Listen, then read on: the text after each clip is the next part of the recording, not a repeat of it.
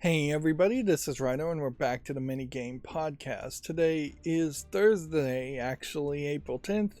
Should be Wednesday, April 9th, but I frankly overslept in this weirdness that YouTube has set up for me, in that I'm getting way more views and subscribers seem to come a little bit easier when I stream later in the evening, very late in the evening, with these live streams. Like, yeah, a 10 a.m. in the morning for me, stream will get 1 or 2 views. The last stream I did that started at like 10 p.m. Got me like 50. So there clearly is just like a right time and a different time zone that probably a different time zone, I would think, that has an audience for me, or at least the YouTube algorithm thinks that is good. So I was spending most of yesterday, I guess, just letting my macros run and trying to see if it would fix itself. There's a couple of bugs still that I think need tweaking, and anytime it runs into a bug, it starts taking 30 seconds for every time it runs into that bug to try and figure it out. So it's like trying to find a tab that doesn't exist for 30 seconds. Now, I did make some progress. The idea of doubling up on all of my starter pages seems like that's going to work to probably eliminate too many times where a tab just gets unloaded. And I would have woken up this morning, I guess early morning is what you could call this, late night, and seen my macro finally done. But at some point, my computer decided to, I think, to install Windows Update and restart, which, yeah, Windows 10, unique, I think, in that it has figured out a way to just shut down and restart while making it overall seem like there is nothing happening, but there clearly is something happening there. Which, yeah, it's been since like Windows 95 that there's always been a complaint that there's way too much rebooting happening on Windows, and it has only gotten worse and worse. A big part of it is blue screens of death, which they're going to change apparently to black screens of death in Windows 11, but I mean, it's not really addressing the overall issue, which is Windows code base is ridiculously large and poorly designed and poorly programmed, and you only really have to look at Windows as an example of where the way Microsoft was designed and run for decades was very, very poor for the final product, and is still very poor for the final product, because it led to burnout and it led to brain drain, as they were actually doing the stack ranking system where you'd have a team of 5. The one person was going to always be in the number 1 position when reviewed, and one person was always going to be in the number 5 position. Very often the person in the number 5 position was getting fired, and the number 1 position person was probably getting a small bonus. So instead of creating an environment of collaboration and camaraderie, solidarity, things like that, they created an environment of aggressive competition. Probably also speaks to why there's fewer females in Microsoft than there probably should be, particularly when you start to look at like the people actually in charge. But yeah, Microsoft is a nightmare, whereas Linux in contrast, just to be a Linux fanboy for a moment, is much more about collaboration and working together. And while there have been certainly public conflicts around Linux, the kernel space that Linus Torvalds heads up and works on is written way better, and in a much better way, where reboots are almost non-existent. If you are rebooting, you're probably putting in a new kernel module into the process, or completely updating your operating system, the equivalent of going from Windows 10 to Windows 11. But on a day-to-day basis, particularly on servers, you just don't have to reboot. You don't have to reboot to change many things, and a big part of that is because the kernel is solid and good in the released versions that are used and doesn't need updates or changing. And I certainly embrace the idea that if SteamOS or some other Linux just became the dominant operating system, that 50% of all computers, which honestly it probably wouldn't even be 50%, it'd probably be closer to 35% of all computers were running Linux, then there's always been this thought, well, then more viruses and exploits would be targeting that. It's not really true, because if people were trying to find backdoors and exploits to Linux and succeeding, they would have done it decades ago to get into servers with much more valuable data than a personal computer would have. So yeah, there's just no excuse. Also, even the BSD based Mac OS has been around for a fairly long amount of time, and it doesn't have anywhere the amounts of problems that Windows has. So this is an exclusive Windows problem as far as just randomly rebooting, and them hiding it doesn't really help anything. So we've been scrolling down the concurrent 24-hour peak stream. I really just woke up, so I don't have too much warm-up to say. I'm continuing to slowly work on remodeling my house and decluttering maybe a little bit. Of course, decluttering may become a necessity / bad word as the economy in the United States drastically shifts.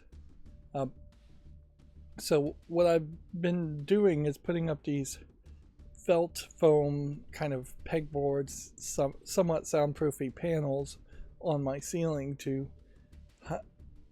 hopefully permanently hide the cracks. Like, instead of putting popcorn on the ceiling, or more popcorn on the ceiling, or floating mud on it, and which would be more the appropriate thing, but those things all crack when there's settling. The problem with this that I'm running into, though, is that there's kind of a high failure rate on the double-sided sticky tape that it comes with. I imagine the failure rate is much less when you are putting them on the sides of walls instead of the ceiling, and in that case I imagine the pulling force would be much less, and the amount of weight would be going in a different direction. So yeah, there's just kind of a high failure rate where these foam things will just fall off the ceiling, and they're felt really, so they don't deform or hurt when they fall on the floor. So yeah, it feels like you have to put them up there, and then you have to push them up, and about a couple hours later, and then you have to push them back up a couple hours later, and it's just like the double-sided stickiness. Now, in a lot of ways, I'm suspecting that maybe the double-sided stickiness will be just temporary. And then once I have everything lined up as good as I can do, which I'm probably not doing a great job there, glue will just be involved, liquid nails. style glue, which would then make it a very permanent thing. Although still not perhaps as permanent as putting popcorn up. Also, I'm not doing edges yet, and I'm probably gonna have somebody else do that, so that's gonna be a whole issue. But it was going pretty well as it goes next to track lighting in one hallway, where the track lighting is just one long line, but my other hallway has a three-way splitter. Perhaps it was a mistake to do a three-way splitter, but heck,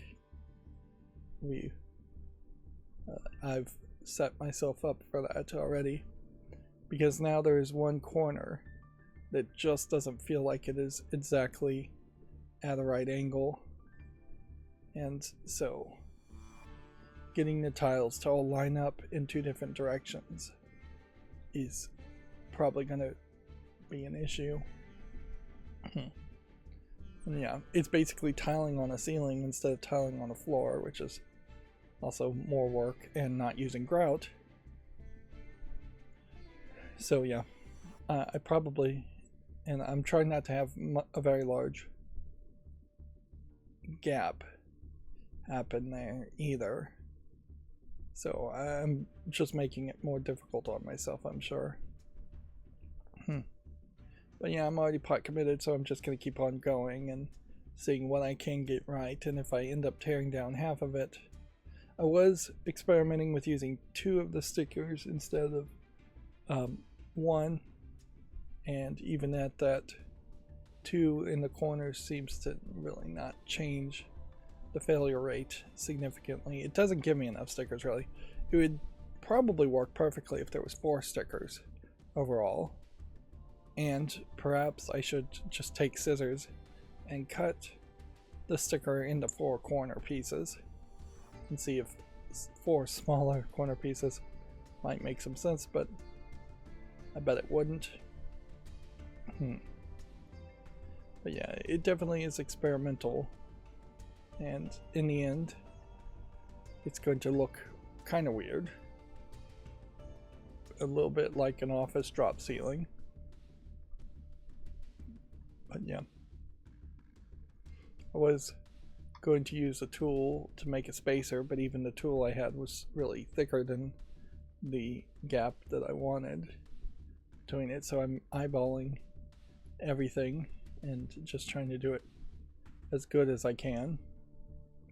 And then my track lighting, I still need to cut the ends to custom lengths and measure that out, so that project. And then I've got several other projects. And the last bid to avoid tariffs, which now apparently have been paused for some countries. I grabbed the last bits of remodeling / smart home stuff that I thought was reasonable to get, and I found a childproof box that you put around the outlets.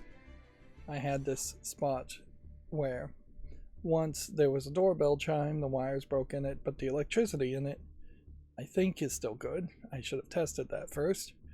And so I'm gonna put an outlet there and have an outlet with the like USB plugs on it, some of the newer ones, which I got it like a 2-pack of that for, oh, I think it was like $19. That seemed like a pretty good deal to get a socket plug, a 2-pack, 2 socket plugs for $19 with USB in them. It's probably a terrible deal if they didn't have USB in them. But yeah, I'm gonna try and put an outlet there and plug in a wireless doorbell siren. In my case, a smart doorbell siren, but because of the outlet being there, if you were going to desmartify my house, if I was going to move or something, you could put in just a radio frequency wireless doorbell receiver and have a good old-fashioned wireless doorbell button that would run on batteries, all potentially hidden inside a white childproof box where there's little buttons on the sides of plastic that lets the front face swing down. It also has a hole at the bottom, which can also be the top, where cords could come out of it, and so you could plug something in. So yeah, if it weren't for the fact that there was already damage to the wall around that, I probably wouldn't have used the box at all. When I was looking at that and thinking about that, there's also an opportunity, since I'm going to be adding an outlet there, that I can run yet another outlet to the other side of the wall, which would actually be where it's a high up outlet, which is also where I keep my Wi-Fi router, and so I could add an outlet there too. So I found yet another project for me to do at some point. I'm experimenting with a 5 gigahertz presence sensor in my bathroom to put it in the right position. One thing that occurred to me is because it has a bathtub in it, even though I never use a bathtub, my concern would be if I set it up too high that the presence sensor might not see a toddler sitting in a bathtub and turn off the lights, which is a situation we would want to avoid. So I have it set basically slightly above the toilet tank in my case, which is looking in towards the shower. Now, it is a 5 gigahertz presence sensor, not a motion sensor or a camera. There is always that danger that people will think it's a camera, regardless of the fact that there's obviously no camera sensor on it at all. Which, yeah, that's something that people have to embrace and understand.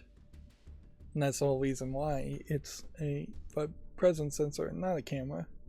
Because, yeah, it's not logical to put cameras in the bathroom, and even a passive infrared motion sensor does have a white dome looking thing on it. But yeah, the general idea as why I went with this idea is that even if you're not specifically concerned about germs, which maybe everybody should be a little more concerned about germs. Heck, if you're getting a cold 2-3 times a week, if you could bring that down to, 2 or 3 times a year, if you could bring that down to once a year, most people would probably be very happy for that. If you could bring it down to the once every 5 years, most people would be very happy about that.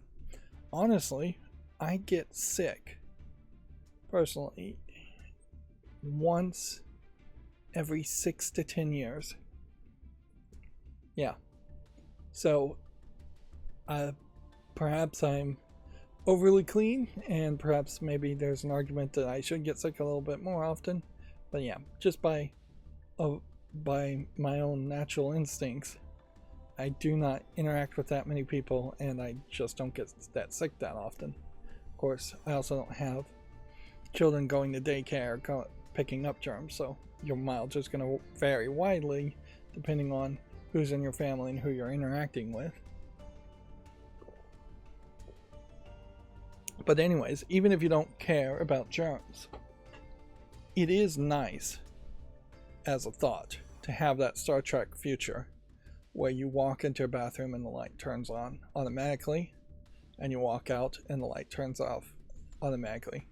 It means people aren't touching the light switches, which means the light switches are not going to get grimy and dirty, even if you don't care about germs.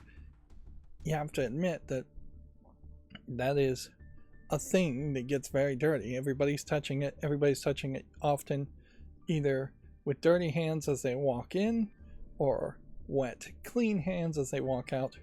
A wet, clean hand is going to electrostatically encourage not germs, but dirt and dust to stick onto a light switch.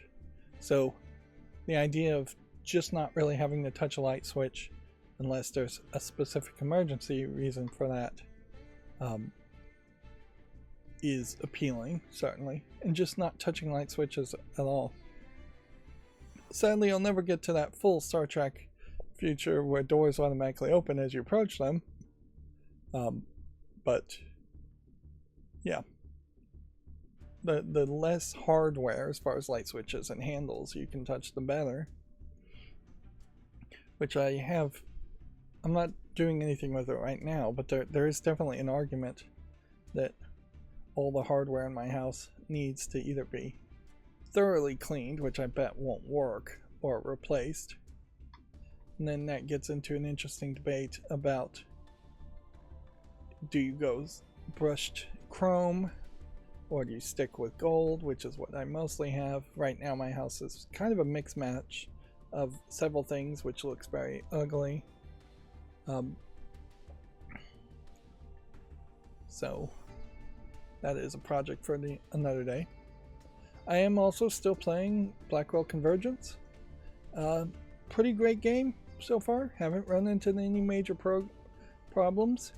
It is frankly just a massive improvement over even Blackwell Unbound, which is basically cut content from Blackwell Convergence. But also you can see, at least on this image here, that they lost an artist and went to a different artist, because this front image is just significantly less quality than this image is, and that kind of doesn't follow for the rest of the game. There is a weirdness in Blackwell Convergence where the portraits of characters are fairly different from the sprites. Like one character, Monique, is a very dark-skinned, of African descent lady in her portrait, and she looks more like a tanned Latino in her sprite. This is not even the same character as this, but clearly the Dave Gilbert, creator of the series, has a type in that they're redheads and often dour and plain in their dress and look.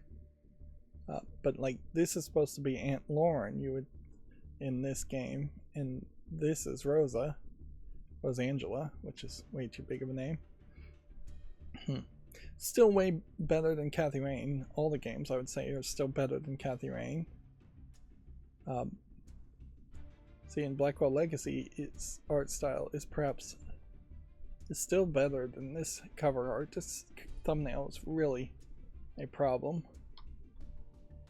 Speaking of problems, I kind of knew this was going to happen, but I'm going to have to run to the bathroom very early here. Yeah. And yeah, I'm going to have to definitely also think about what's the point of starting the stream when you kind of know that you're going to end up having to take a break. Anyways, I'll be right back in several minutes. Okay, I'm back. I was going to actually jump in here mid replay just to say, boy, has Yu-Gi-Oh! Changed as far as the playfield here, away from the themes of Egyptian gods and Exodia and things like that was in the first anime series. It really has just become a completely different product. Now, inherently, I have to internally chastise myself for taking a break so early into a stream. That being said, also my average view time is like 5 minutes, so if I'm jumping in even 10 minutes and taking a break, a lot of people aren't seeing that. Of course, that is very facetious, stupid argument to make, and it is basically just saying, heck, why care about your audience? when there's a large percentage of people who click off your videos in the first few seconds, which is true for any YouTuber. Now, certainly I would love my watch time to go higher, and certainly I am completely also dropping the ball by not scheduling any videos. I peaked, last I've seen, at 999 subscribers, so I could easily be at 1,000 subscribers right now. And with that, had I been scheduling videos, there is a possibility I could also be at the 4,000 hours watch time and be monetized even at this moment, although it probably would take a while. How is South of Midnight doing? Still rated very positively. Still not a lot of people talking about it, though. Healed to Death. Sounds like an interesting title. The Schedule 1 is staying very strong, overwhelmingly positive. And I can't help but wonder at some point, should I be getting some of these games, even though I really have no interest in playing Schedule 1. Repo requires a group of friends, so I'd never actually play it. Grabbing Marvel Rivals for free as a free-to-play game doesn't really matter to me. Certainly I could put it in my account. I guess it doesn't probably hurt to go ahead and just add that to my account. And then we have some more normal, standard, older games. As far as new, popular, upcoming games, Talos Principle Reawakened stands out as something that interests me. And that's about it. And then there's specials on older games. Which, yeah. There is also a Fanatical Mystery Bundle that is going on right now, where you can get mystery keys to games, which only really works for content creators, I would say, more than your average person. But it also is including a 1 terabyte LCD version of Steam, I think, which, no, I don't think they made a 1 terabyte LCD version, so it's got to be a 1 terabyte OLED version of it. Actually, instead of baselessly speculating, if I can say that phrase, let's just look. Let's just type in Fanatical Mystery Bundle, not really spelling it correctly. DuckDuckGo will figure it out.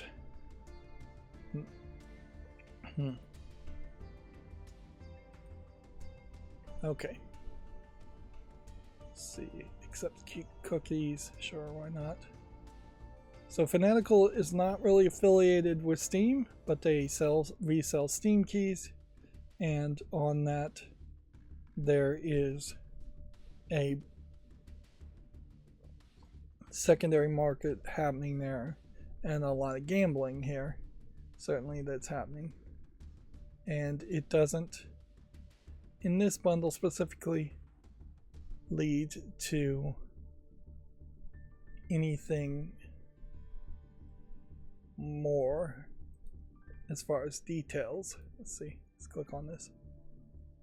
So if you buy them all at once, you will get 25 different games. If you buy multiple sales, there's a chance you'll get a repeated. Games can be big games, but likely they're going to be things you never heard of, and things that might very well you never would want to play.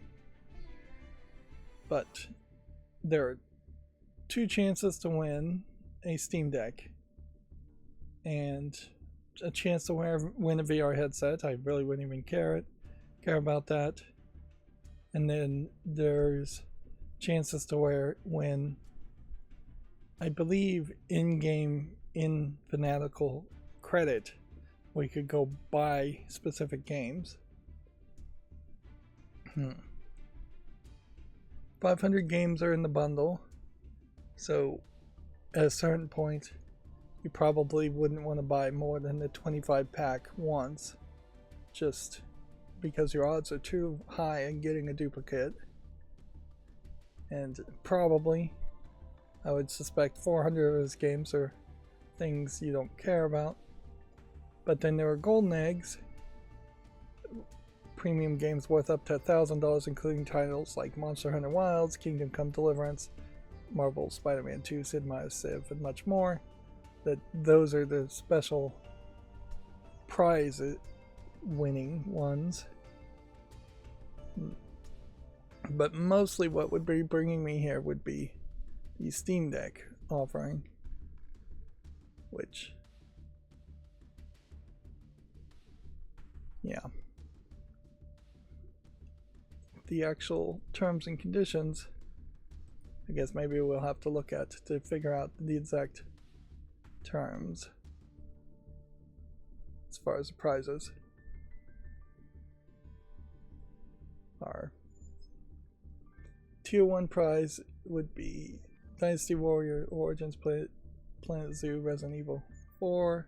Tier 2 is a different collection of games. Tier 3 is a different collection of games. And Tier 3 really doesn't even have any games that would interest me.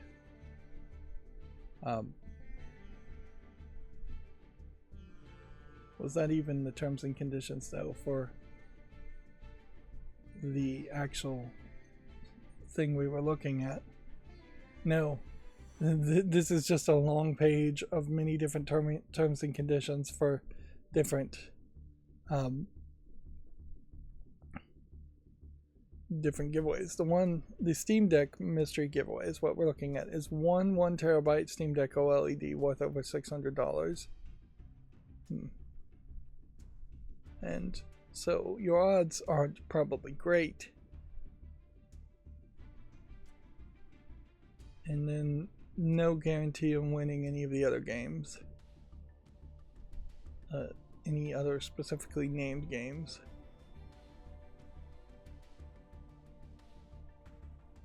But it is a 1TB OLED, so if you're willing to spend $16 to get 25 random games, here it says the 1TB, but it doesn't say OLED, then yeah, this is a gamble that might be worth checking out, in that you could win, and people often enjoy fantasizing about what they would do if they would win.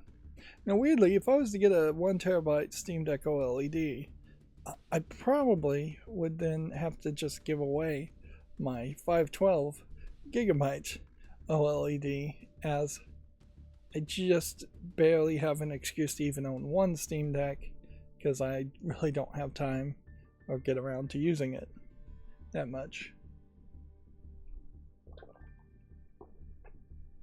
I also saw on Reddit, I'm not going to bother to look this up, a visual comparison of some of the specs for the Nintendo Switch 2 and the Steam Deck, and the way they have depicted things. Technically, on some aspects, the Steam Deck is a weaker piece of hardware in that it doesn't, I think, do 120 Hz, and it doesn't have a fan with a dock that lets it then go to 4K output. Now, it has been a long time, decades, where numbers have been put out, and let's just go ahead and add that to the library. Why not? Take it off the fault list. I really need to take as many things off the fault list as possible and start doing fault list cleanup, because my fault lists right now are not loading. It's just crashing the internal servers effectively. It's not really crashing the server, I'm sure, but Steam's web server does not return anything. Oh, when it says my fault list is empty, when clearly that's not the case. The server is more than likely programmed to give up after a few milliseconds of trying to process a database, and my list is just too long. Anyways, the point I was trying to make was that there's been a long history of the top specs, which we can show here, being shown off, and that being used to advertise things. And a Switch 2's 4K at 60 frames per second may very well be a lesser product than a Steam Deck's 1280 by 800 resolution at 60 frames per second, because there may just be more CUDA cores and more gigaflops, and there may just be better programming with their chip versus the chip in the Switch 2. And it really doesn't matter anyways, because inherently the Switch 2 is where you're going to play Nintendo games. Particularly as Nintendo games get more and more expensive, it's going to be exclusively a thing you only buy Nintendo games for. We are not at the point where a new Lenovo Legion Go comes out, and while that may come out and be slightly more powerful than the Switch 2, or some other handheld comes out, and that might be more powerful than the Switch 2. We definitely aren't at the point, though, where Steam can emulate Switch 2 games at a reasonable process.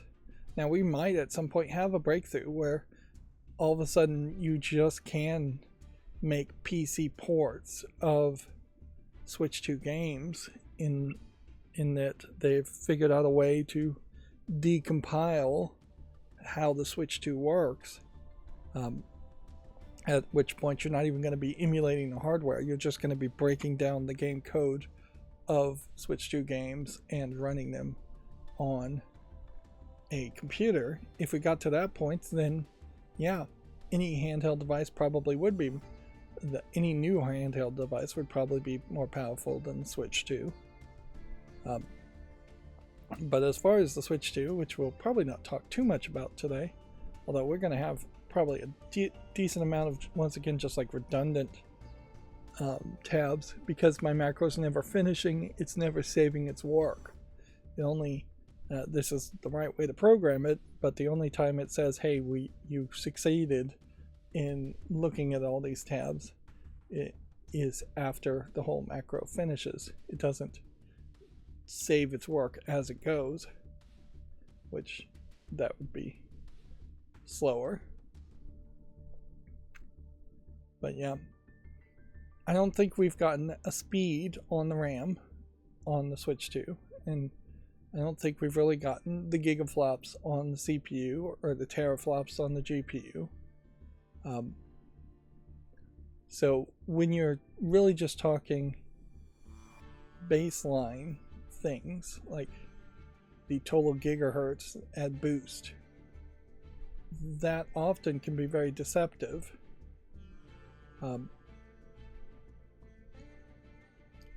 And certainly it still doesn't really matter, in that the kinds of things that will be made for the Nintendo Switch 2 will look and play very different than just your average game. And yeah, I guess to wrap it up too, we should also think about, Bluetooth, Wi-Fi being slightly newer, and the Switch 2 isn't really going to matter to most people. But yeah, think about the fact that the Switch, the Steam Deck, has already proven itself to be an acceptable play surface, an acceptable console in comparison to high-end gaming PCs for a lot of people, and the Xbox Series X and the PS5 Pro. Like, nobody is making these arguments that the PS5 Pro tech spec wise is way more powerful than the Steam Deck, which it is, or that this Xbox Series X is way more powerful than a Steam Deck, because, and it is. So it really is pointless to make the argument with the Switch 2. But yeah, we are living in interesting times, so I think we may very well just have a lost generation where nobody buys Steam Deck like handhelds, and nobody buys Switch 2s, and nobody buys video games at all. If I was running a video game company right now, I'd say, hey, let's really see if we can make a nest egg, which they probably should have already done years ago, decades ago, and ride out this wave and make an amazing new game that just takes a lot longer to make, but we can do it at a lower budget.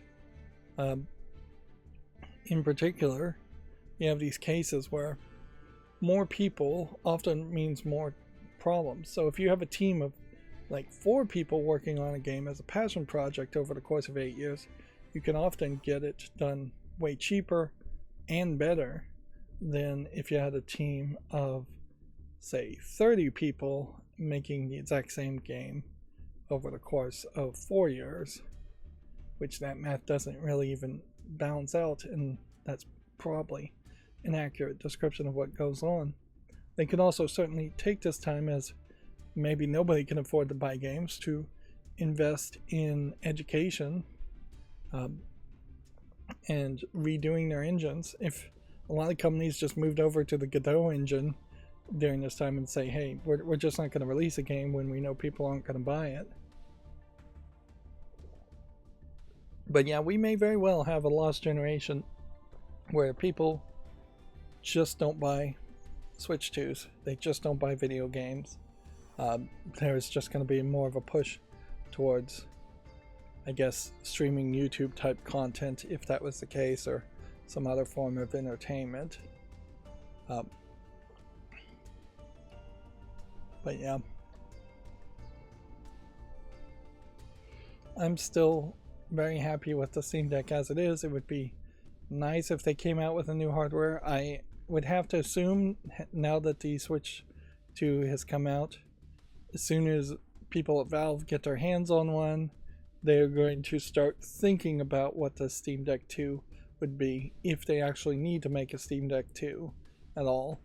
It's really going to come down to whether other manufacturers start making products, which again, with the craziness with the tariff situation, maybe we stop seeing that. I just saw Linus Tech Tips say that almost all the computer manufacturers and laptop manufacturers are going to be pausing a lot of their productions for at least 2 weeks, just to figure out how this whole tariff situation is going to eventually settle down, assuming it does eventually settle down.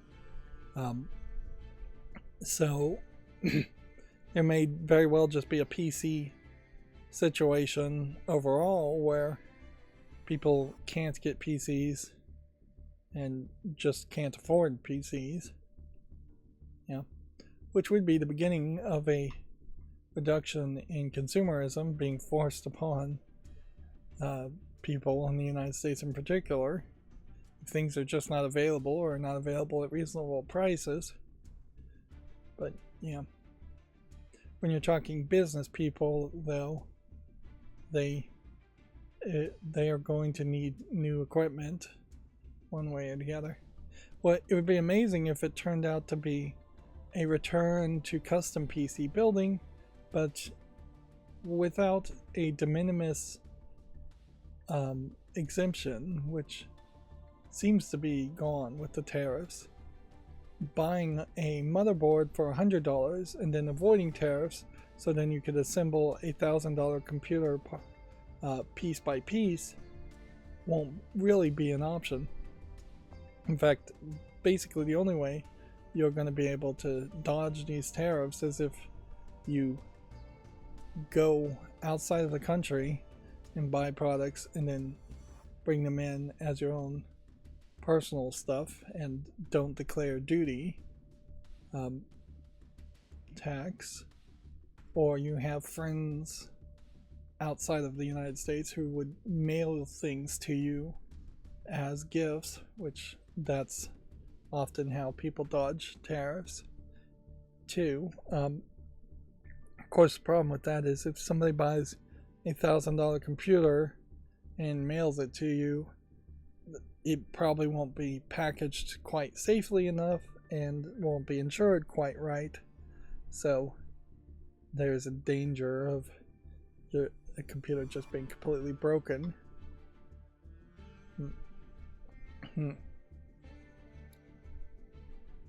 Did add this new chart as far as the top selling gacha games. That being said, I don't think we need to look at it every single stream since it only seems to update on a monthly basis. It is weird that I'm using a chart with just gacha games and estimated sales of gacha games. As far as what I really would want would be a chart of the top concurrent played games on mobile, both Android and iOS. That being said, I don't know of a chart like that, so if anybody does know, let me know.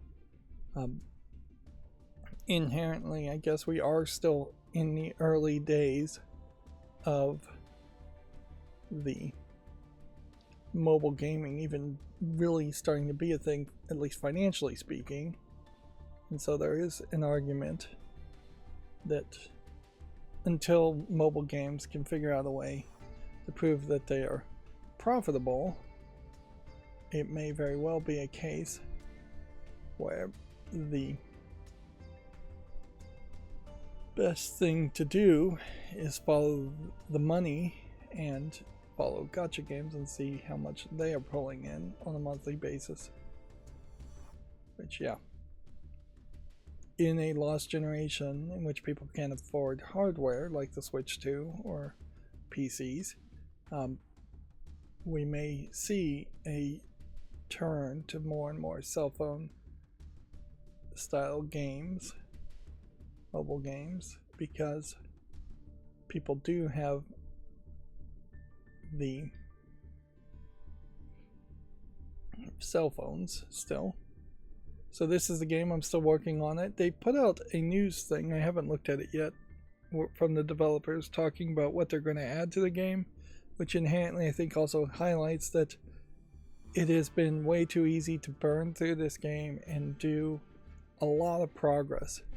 Like, I've been playing it way too much for 2 or 3 weeks now since it launched, and I'm at like level 50 out of 120.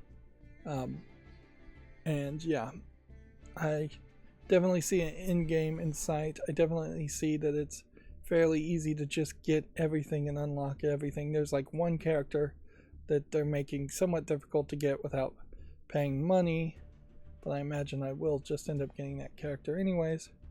And if it weren't for the fact of the really difficult bosses, that you would just breeze through the entirety of the game very quickly. There is a small player versus player element, but it's like you can passively attack a player's team 5 times a day, and that's it. And it definitely has a lot of those intertwinings to get you to come back to the game multiple times a day, when really, if it didn't have that, you could take your time on the whole series and have a much better experience. I'm still also playing Pokemon TCG Pocket, which they have failed for as long as it's been out to add enough content into that.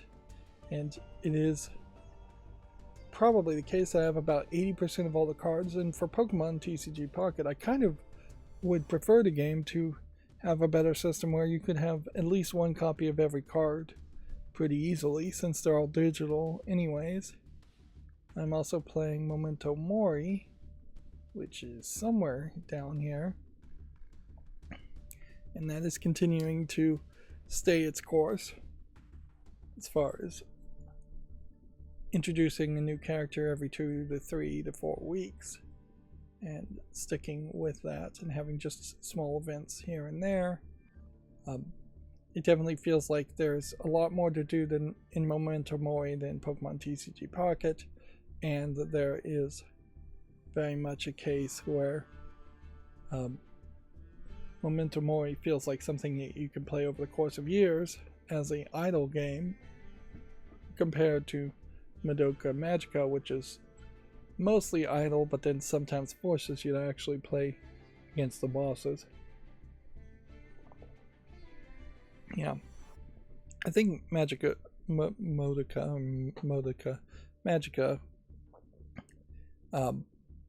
probably just didn't know what it wanted to be as a game, and I still suspect there's a chance that people are going to burn out of it, and it's not going to make it past 3 years. Alright, well, that's as much warm-up as I really deserve, since we're streaming in the middle of the night. And yeah, I don't really love the idea of streaming in the middle of the night always, but yeah, it was either stop my macro and stream at like 9 or 10 in the morning, which maybe would have made some sense, or yeah, stream now. Like, inherently, the insomnia issue that I have still exists, regardless of where I shift my sleep schedule. Like, whenever I need to go to sleep, or where it feels like there would be a consistent time to go to sleep, it just all of a sudden changes. There's just no consistency with it. Like, one day I'll be sleepy at like 11 in the morning and sleep throughout the afternoon, and then wake up at like 11 in the evening. Another day I'll be awake till 2 in the afternoon and then sleep till 2 in the morning. There's just no consistency there at all. It's a shame that sleeping pills are addictive and become less effective, and that there isn't some kind of electrical off switch in the human body where you could just press a button and then you would immediately sleep for 8 hours and then wake up exactly 8 hours perfectly refreshed after that, which I am never perfectly refreshed either. So yeah, that is also another issue, is that the more when I sleep, I just wake up and I'm still groggy and tired and just don't feel like I got any good quality of sleep there. Which, yeah, that's a nightmare. That doesn't have anything to do with video games. So I doubled up on these lists here as far as the news goes, which means we'll probably see some things. Now, if I was to... Astrobot wins best game in the BAFTA Awards is the first thing we see, and as I scroll down here on this first page, that's not even a news story.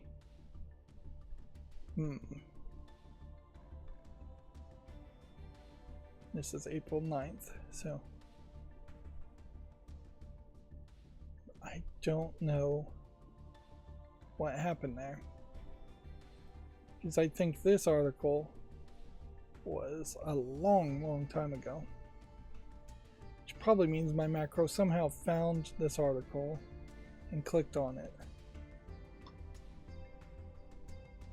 Pokemon Black and White Anniversary will reportedly be treated like prismatic evolutions.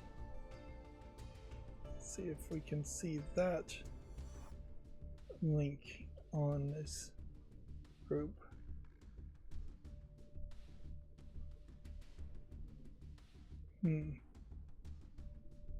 No. Don't see that one either. So these have to be like page 2 articles. Once again, we have Video Games Chronicle talking about the Pokemon card game specifically. Let's see, Nintendo Switch 2 pre-orders have been delayed in Canada to align with the US, which is interesting because that makes me wonder, why aren't they being delayed in Mexico also, if we're just going to do a full region 1 delays. An analyst firm lowers the Switch 2 forecast over tariff pricing concerns, but still predicts fastest selling console ever. Haze 2 will be a Nintendo Switch 2 console exclusive at launch, meaning it won't come to the Xbox or the PlayStation at launch. Of course, it might come a couple months later. Nintendo explains why Switch 2 game chat screen share have a low frame rate. They're saying there's a reason why your short screen will have choppy images. My guess is this is going to be an excuse more than a reality.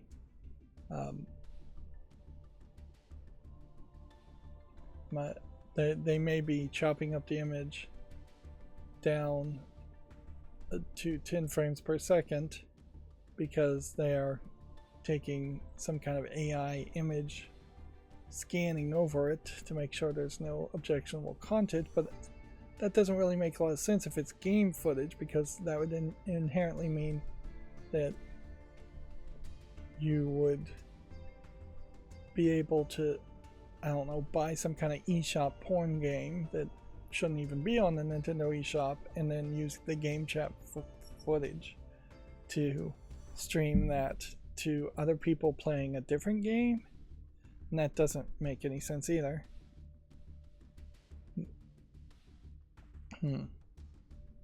So yeah, the excuse here is they think it's critical that it doesn't get in the way of the game that's running right now, so they've basically admitted that kind of what I was talking about before, the number of CUDA cores, the internal specs just don't have the ability to play back 4 video streams at 60 frames per second or even 30 frames per second while also rendering a game at 60 frames per second on the screen. Yeah.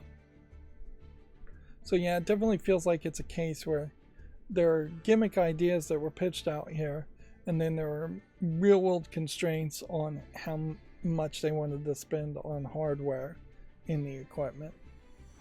Which, in fairness,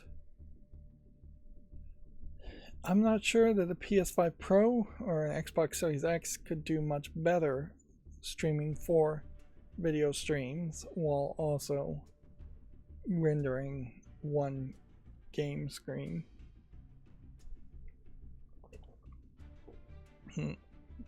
Because GPUs are inherently just not really designed to do that much. I've run into a similar problem when making my YouTube shorts, in that the highest resolution that I can have it internally render is only so big, which only lets me make, I think, 6, maybe 8 YouTube shorts at the same time as one giant video that then gets chopped up into 8 individual smaller videos, each being a portrait orientation of 1080p. So instead of being 1080p wide, it's 1080p tall, or no, actually it's 1080p wide and 1920 tall for each of them. But yeah, that's as much as my graphics card can handle. It just doesn't have the circuitry and design for that. And yeah, trying to play back even 1 video while also streaming is about as much as you really would want to push OBS on my computer too. So it would be hard to try to connect. My computer could probably do it better than a Switch 2 could, but it still would be kind of hard to connect to 4 different video streams and render or capture a game that is being rendered on my same computer. There's just not been any real focus on that. And I bet NVIDIA or AMD would never actually have a lot of focus to do that, because it's not a case that you would add extra circuitry around in most cases. So yeah, we, even before the console's out, we already know that the game chat concept is a gimmick that is compromised by actual hardware, and it's something that's only going to be available, I think, in some games and not others, and it's probably not going to be a great experience overall. Specifically, when you look at this screenshot, it's also worth pointing out that there isn't really a good reason to have this system implemented at all. Previous Mario Kart games have had a mini-map that has shown where your friends were and where the other racers were, assuming all these people are racing on the same racetrack at the same race. So you've really just stripped out a feature that would have just been in the top right corner as far as a mini-map showing you where the characters are, in favor of having 4 streaming videos that just shows a little bit more detail that you can't actually pay attention to while playing of what your friends are doing. Or they probably also stripped out the idea of replays, where you could just have saved the entire replay on each of the characters' runs and then shown highlights of that at the end of the race for where the interesting parts would have been. Yeah, particularly in Mario Kart, it doesn't make a lot of sense. And then if you were, let's say you were playing a poker game, does it make any sense that you're playing poker against your friends and you're seeing their cards? No. So that game would be out. Let's say you were playing Fortnite. Does it make any sense that you're doing a individual Fortnite run and you're fighting against your 4 friends and you see where they see and where they are? No. Even if you were playing some kind of card game where it was 2 against 2, seeing 4 people screen would still be cheating. If it was chess, that would give you useless information because everybody can see the board already. I don't know if this system would ever let you have 4 different people playing 4 different games all streaming. So yeah, I really have a hard time thinking that this system will ever be useful. It seems very ridiculous. And it is very different from the idea of putting yourself on a face cam. So what they really needed to do in promoting this would be to have shown somebody acting like a YouTuber but streaming only to their friends, which is perhaps a slight argument you could make, is that maybe they're trying to get it to feel like you need a Switch 2 just to watch your friends play games, and then maybe your friends will just be sitting there and not playing anything themselves and watching you, maybe commenting and chatting with you, if it was just effectively a private Discord type thought. But that's a very different thing than sharing game footage in a very choppy way. It's definitely a gimmick to try and sell the Switch, and we can easily identify it. It is the equivalent of the 3D vibration and tilt mechanics. The 1-2 Switch was the only game that really implemented that, and the IR feature in the Switch 1, which was used very little. I'm a little surprised, frankly, that they kept those features, or seemed like they kept at least the IR. I'm not sure they actually did keep the 3D vibration force feedback features.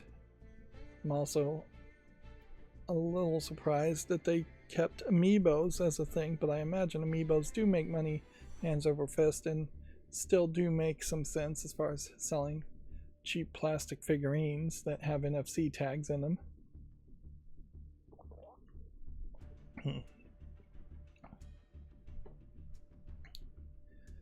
Let's see. Sonic Rumble's release date has been revealed and it's coming soon. May 8th. Let's see. PlayStation, the console, is reportedly canceling numerous tour dates and delaying others. Canceled dates in at least 7 European countries are being reported. Wouldn't be surprised if there is perhaps some just world turmoil reasons for that.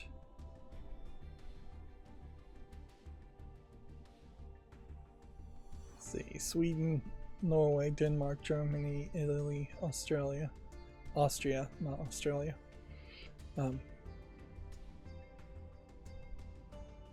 This PlayStation concert though never really made a lot of sense to me. I think it probably worked in Japan because Japanese people are crazy and would go to a concert playing music from 4 recognizable second-party titles or that are kind of exclusive to the PlayStation, but not really at this point because they're also on PC. I think all of these games are on PC now. I wouldn't be surprised if there is just a general lack of demand too. So my curation's still not working great in that we are increasingly seeing more ads from Video Games Chronicles to join their Patreon, which I don't see any reason why I would feel better this month compared to even last month about supporting Video Games Chronicles in that they have increasingly pushed their podcast, increasingly pushed their Patreon, increasingly pushed talking about Pokemon real world card game and a trading card game instead of limiting themselves down to just actual news about any of the Pokemon video games as a video game site. I've also heard people talk about how there's just fewer and fewer mainstream video game journalists around and that there's maybe only about 30 of them left, which, yeah, that's probably an exaggeration, but it's probably closer to truth than not, in that increasingly nobody wants to listen to the likes of, well, ING, for instance, and more importantly, ING doesn't want to pay people at ING and would rather just have AI content or just put out press releases completely differently. And there's just less and less press events where press actually needs to go somewhere and actually needs to interview anybody. If an interview is happening, it's often happening on random podcasts, not run by mainstream video game journalists. So, yeah, me even using the phrase mainstream video game journalist may become very anachronistic pretty soon here, in that there will be no mainstream video game journalists left, and for the most part, good riddance. They certainly have not been the bastion of being good at journalism or honesty or lacking of bias. They have been very much the elites who have been getting early access to games, then reviewing the games unfairly popular because they got early access, and what are effectively just bribing / payola schemes that were happening. There is a danger, though, with the death of all mainstream video game journalism, that there will be only YouTubers reviewing games, which will have them only reviewing certain types of games or only being heard by certain audiences. Increasingly, though, I think back when I was playing games, with the exception of Nintendo Power, there was nobody telling me whether a game was good or not, and people were just playing them and experimenting with them. Maybe I'd have some friends that would say whether a game is good or not, and I think that's what we're really going to get back to. And maybe every now and then you'll have a YouTuber highlight a game, but that's going to be about it. It's always been the case too, where even if something felt like it was indie or felt like it was unique or different, it very often was getting unfair coverage by mainstream video game journalists because it wasn't actually indie, or because it was indie and the person who made it had become friendly with the video game journalist. It wasn't the case where it's never been the case where people are doing anything like I do, where they go through all the games that come out on Steam and just try and play some of them. And if you were going to do that, you'd probably have to specialize. And there are several YouTubers that do kind of specialize that way, and they do try to play all the types of games they're interested in. Whereas, like, one of the ones I follow is very much into the Doom shooter style of games, so he covers those games, and he sometimes finds weirder games that other people aren't talking about. Another one I follow, as far as sex positive gaming, they're only looking at adult games, so she certainly only covers those games, but does go out of her way to find those games that you wouldn't hear about if you're not looking for them, or not looking in the adult section, if you haven't checked that box to see adult content on Steam, which by default that box is unchecked. So yeah, I need probably more people like that as far as people I follow, and less of YouTube suggesting yet another cracking the cryptic video, which I'm doing way too many of those. Although in fairness, at double speed I have cheated only a little bit and beaten cracking the cryptic's solution by 5 minutes. So I'm getting better inherently, only cheating a little bit in some of the puzzles. And I've done that twice out of probably hundreds of puzzles I've done. But also the videos are being played back at double speed, so I'm cutting the amount of time I have to solve them in half if I am going to beat the video. But then very often still there are ones where I'm just totally lost. There are definitely some high-level concepts that I've still not learned, and they still take way too long and are a huge waste of time. But honestly, doing a cracking the cryptic Sudoku variant puzzle is almost preferable to listening to the same videos of Ron and Fez as Shock Jock radios for the 100th time, which is the other thing I'm still doing way too much of. Noticeably, I'm not playing too much games, which, yeah, time management has always been a problem for me, but it is definitely a case where it's getting worse and worse. I don't know how, but I somehow backslid there into more of a warm-up ramble instead of covering the news. Yeah, Nintendo Switch 2 pre-orders are back at Argos in the UK. Let's see. The Nintendo Switch 2's adorable piranha plant camera has a worse resolution than the standard camera. It's cheaper and more flexible than the official camera, but is even a worse resolution. Even the resolution, though, is not my concern. My concern is actually the size of the CCD, because there's a major difference between having a really small camera lens size and how much light you're getting in, and how much light bleed between different pixels that are being scanned on the camera sensor can occur. So yeah, ideally what you really would want is this entire red ball section to be the camera, and if you've got a little bit of teeth in the lens, that would be fine. And certainly you could imagine where if there was just a giant camera lens there, which that would be very expensive if it was that big, that then you would expect it to have a pan, tilt, and zoom functionality, which really you kind of need. If you're going to put something on a table there, it being able to pan, as in looking left and right, tilt, as in adjusting up and down, and zoom, as in zooming in and out on what it's looking at, that's all very necessary. It's also doesn't, I think it actually has the microphone on the device, but it probably doesn't have a speaker on the device.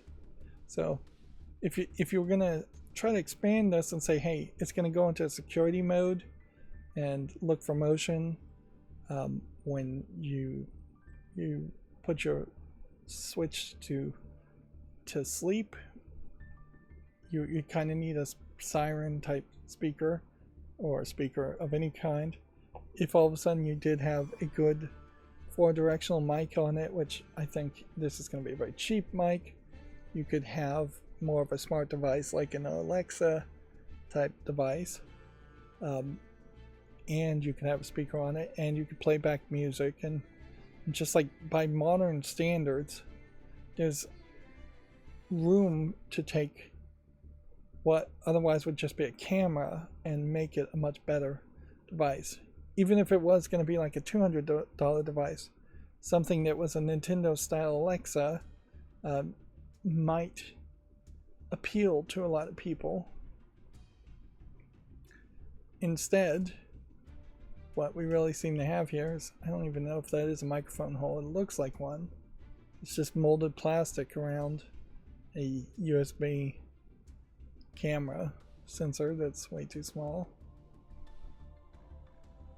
So we're getting a lot of compromises here. This feels like this might also be something that you stick to the bottom of to the top of your table, which parents may not like that, and then it slides into that spot. You may even have screw holes to screw it down so it doesn't slide around and move. But yeah, we're getting a lot of compromise now when we start to get the details for the Switch 2. Nintendo Switch 2 Edition Switch 1 ports cost £67 in the UK.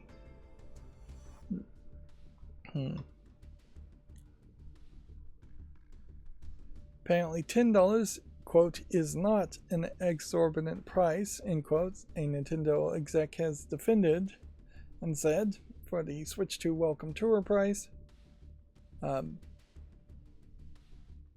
amount of care and work that the team put into it justifies the cost. Bill Trinan says, it's funny that we're getting comments from anybody inside of Nintendo that isn't either the Nintendo Japan CEO, Miyazaki, the maker of Mario games, or maybe Doug Bowser, as far as the president of Nintendo of America. This makes me wonder, because this person is speaking out, whether Doug Bowser is on his way out and we're going to see Bill Trinan be the new president of Nintendo of America in the next few years, or Bill Trinan is going to be in trouble and he's going to be out, because Nintendo, in my recollection, does not do spokespersons, doesn't let execs come out and say things. They want to control the narrative, and perhaps this is another example of how the new guy in charge of Nintendo of Japan is just not holding as tight of a leash as the last president of Nintendo of Japan might have. Now, as for my own personal opinion, I do think $10 is an exorbitant price. I think even a penny is too much to ask for what is effectively a one-time use tech demo that probably should have never been greenlit in the first place. Particularly in 2025, there's just no reason to make an animated tech demo on the software when you could have very easily, for basically free, had somebody make a series of YouTube videos and then just put those YouTube videos as a welcome tour into a pre-installed folder on the Switch 2.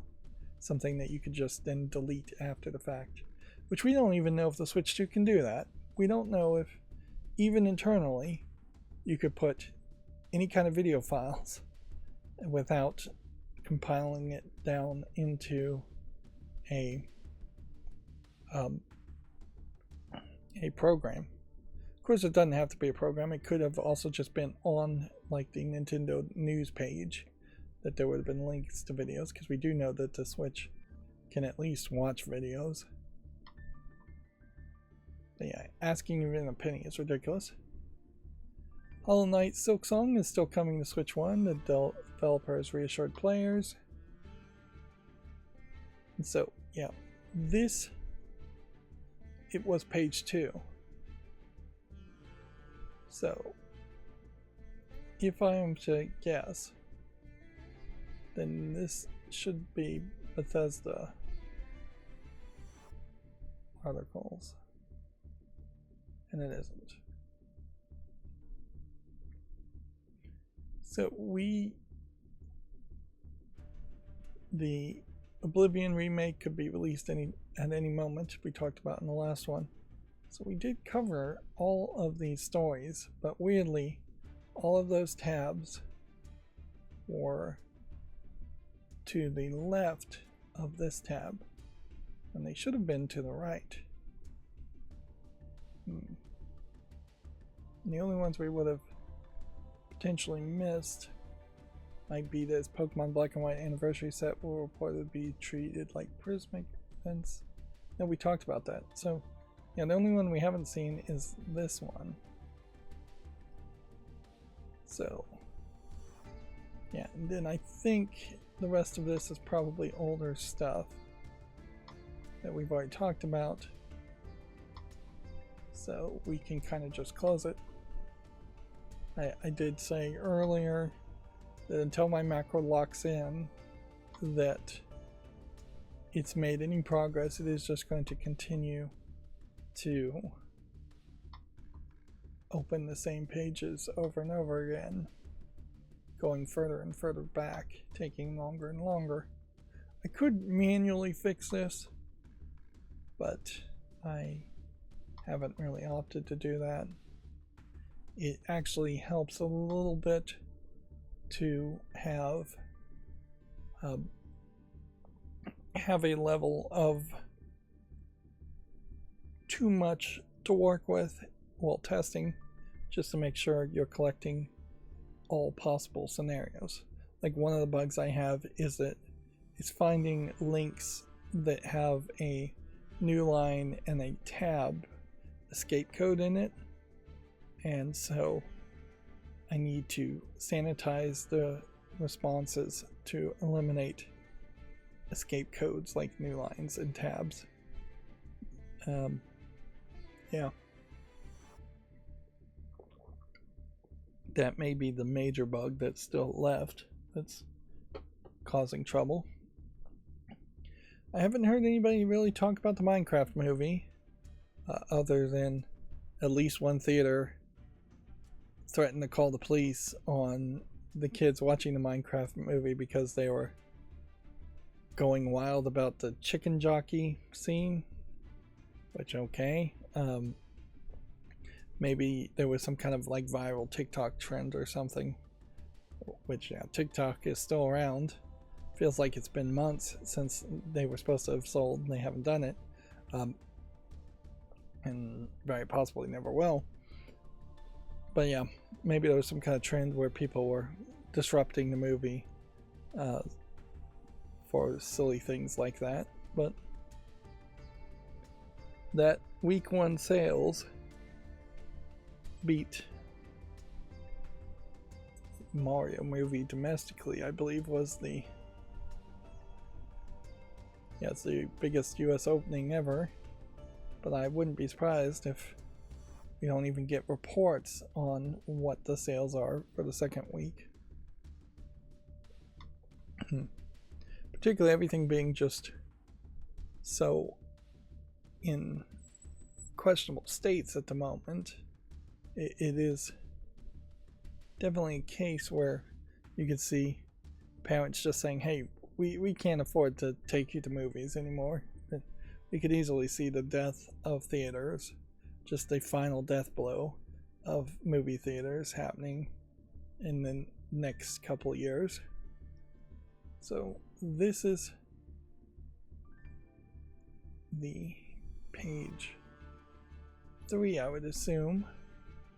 and page 3 is as far as back as it really should be able to go. So we shouldn't see any page 4 news. And yeah, again, we just saw all the tabs to the left of this page, which doesn't make sense. And then this stuff is still old news. No, we've already talked about it.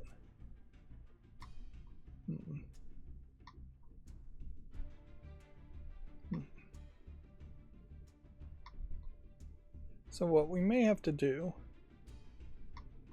is we may have to go back and open the new news, because weirdly that seems like that just didn't happen.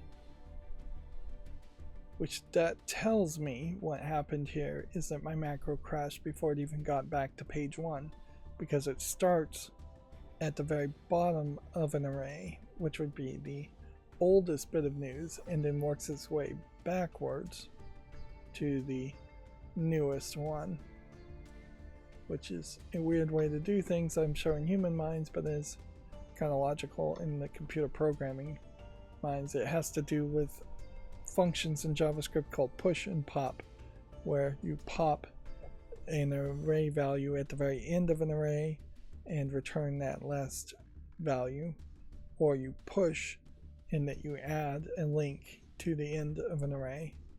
It's dynamically making an array bigger, manipulating RAM to do that, which is probably not super efficient, but it's easier on the coding. But yeah, you would think you would just start at the beginning and work your way to the end. Like, that would be the normal human way of doing that. So yeah, this tab, we'll use my right click option, did not open any of these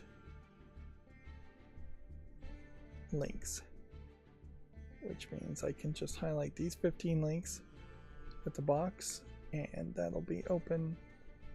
And then weirdly it does jump forward when I do it and use that one. I also wanted to move this over while we're at it.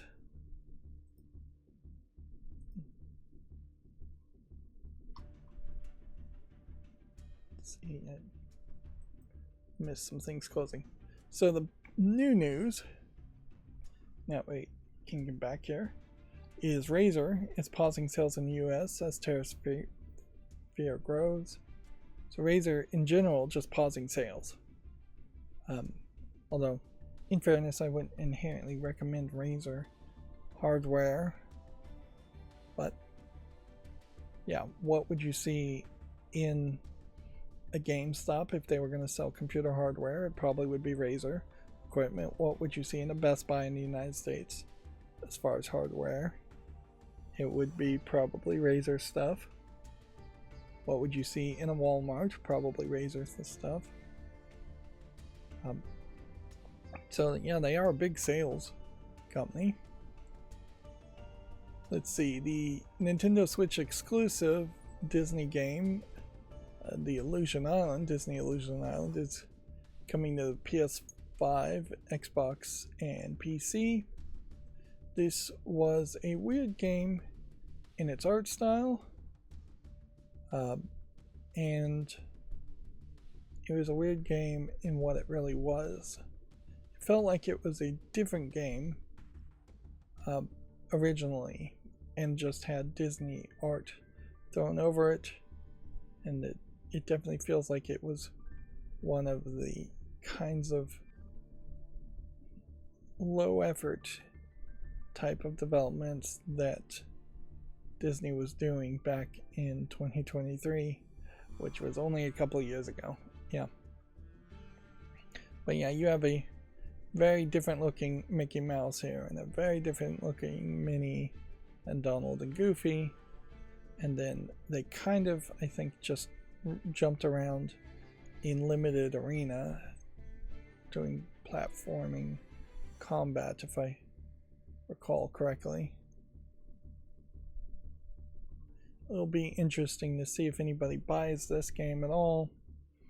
And yeah, there is definitely a problem in that the majority, I would say, of games that have Disney attached to them on Steam are not games that are relevant and are not games that are good, when Disney should have been in the world of making board games 50, 60 years ago and toys, and should have been very heavy into that world even 50, 60 years ago, to the point where they would have evolved into being their own internal powerhouse as far as making video games. And they should have stuck with that and slowly developed it to the point where Disney video games should be on the same tier and in the same conversation as Nintendo video games. But Disney has just incredibly dropped the ball, despite many acquisitions like Disney products, Mickey Mouse and Cinderella, and things that were open public domain that they made movies around, all should have strong franchises in the video game world that should have been supplemented by the acquisition of like George Lucas and Star Wars and Lucasfilms and all the point and click adventure games that LucasArts made. Then when they acquired Marvel, that should have been a massive boon, and that they should have had a lot of programmers who knew already how to make video games all of a sudden being able to make Marvel video games also. And yeah, I don't know if they could have done too much with their acquisition of ESPN, which I'm not sure if they actually acquired ESPN or just created ESPN. But yeah, Disney has been incredibly mismanaged. And it definitely makes an argument that maybe at some point Disney should have been broken up and acquisitions should have not been allowed in the first place. If Disney was just an animation company, which is what it's first and foremost thought of as, even though it's not really doing that these days and instead making live action garbage movies, then if they were only allowed to do that, that would have been something great. And then if the Disney amusement parks had to be run by a different company, that might have been for the better too.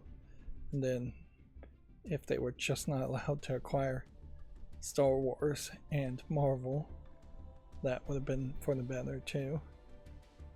Of course, George Lucas didn't run Lucasfilms particularly great either, because he probably was too controlling, and Marvel has never really been run particularly well either as a comic book company or as a movie company.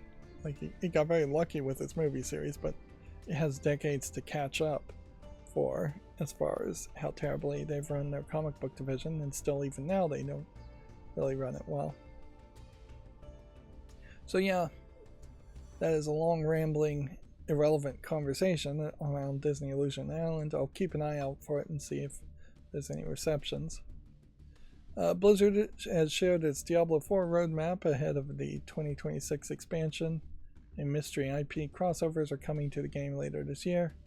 The last thing I think I'd ever want would be IP crossovers in a Diablo game, because that kind of take Diablo's storyline seriously. And if all of a sudden you have Overwatch characters showing up in Diablo, or even World of Warcraft characters or StarCraft characters showing up, that seems ridiculous. Although inherently Diablo 4 is already ridiculous in that it has that seasonality aspect to it that makes it impossible for me to ever really want to play the game in the first place.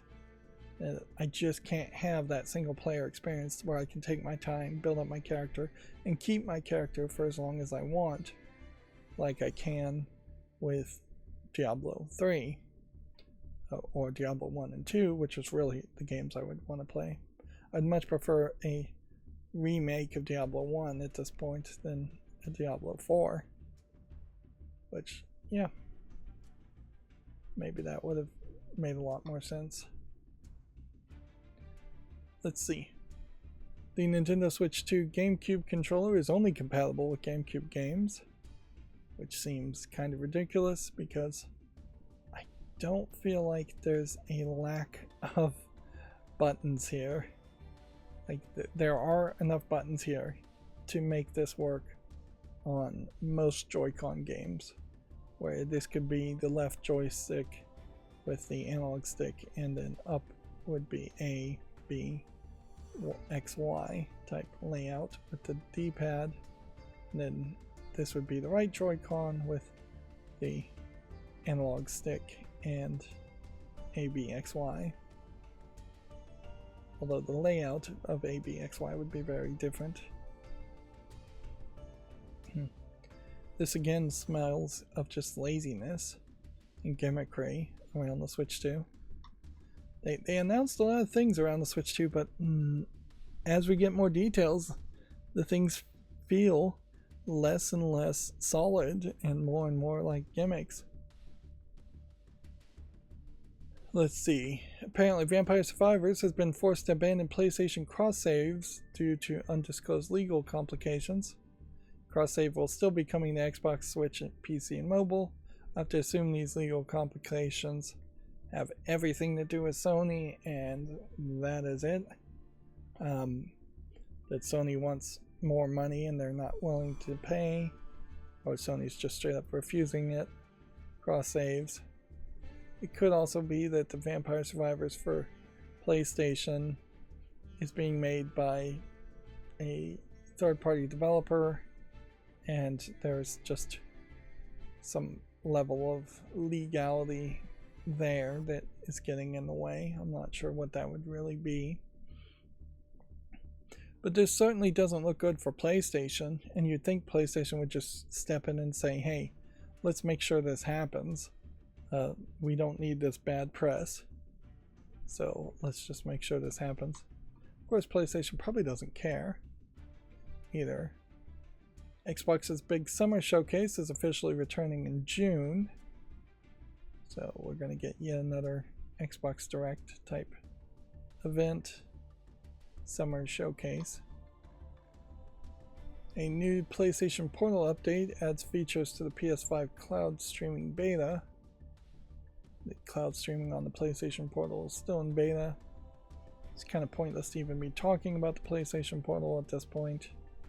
It's a failed product that they just don't want to admit is a failed product. Women in games, which I would have to do some research, but my first instinct is probably an organization that has perhaps that kind of charity vibe to it, in that if you aren't finding a problem or creating a problem, then you have no reason to exist. Therefore, you are always looking for a problem and always creating a problem. This is true for many charities where they only exist and they only grow stronger by raising awareness and raising issues that either are already known about or are not really existent. But they're calling on Steam to remove a game which they say promotes sexual assault. A zero tolerance stance of misogyny and hate must be visibly enforced, the group says. So they're literally pushing for censorship in a world where censorship could happen by actual government agencies in the United States at any time. I would assume if Video Games Chronicle is going to do good research here, they're going to tell us the name of the game. We're going to find out that the game is an adult game that probably does have some theme of what they call non-consensual fantasy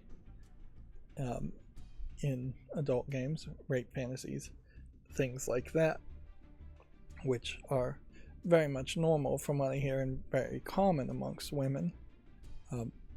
Regardless, it's almost certainly fictional, because if there was a live action game on Steam that had any of that, it would probably have already been taken down.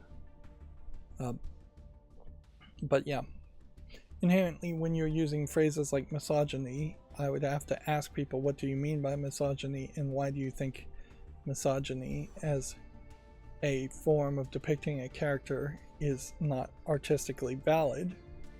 And even hate. Like, you don't have to define hate for me, but if all of a sudden the idea of hateful characters were not allowed to be in stories told by video games, man, you'd be eliminating almost every video game. Like, there's almost always a bad guy character that is hateful in games of something. Unfortunately, it has been a case that anytime there are women's issue groups in video games, they are totally just pushing for censorship. They're usually being run by very small numbers of people that really probably don't deserve to have the authority to speak for all women. And yeah, what you would assume women in games should be all about is actually getting women hired in the game industries and treated well. If this was a different story where there was misogyny and hate happening in the workforce, I would fully agree with a zero tolerance stance, both on a legal stance and on just a fairness stance when real world people are being involved and such. So, Valve has been somewhat ready to remove some games, or not allow games in the first place on Steam, but only in a few small cases. For most cases, it's almost always when it is an anime style adult game that has a moe art style, moe being that they are very anatomically incorrect and look young. In most cases, they don't actually say the characters are young. It's just kind of an art style as far as, heck, we're not going to draw these characters as far as the way you would in a kawaii art style where they're more anatomically correct, or a hyper-realistic style. So they're also saying it promotes incest, which, again, in a fictional story, why is that really a problem? So what's the name of the game?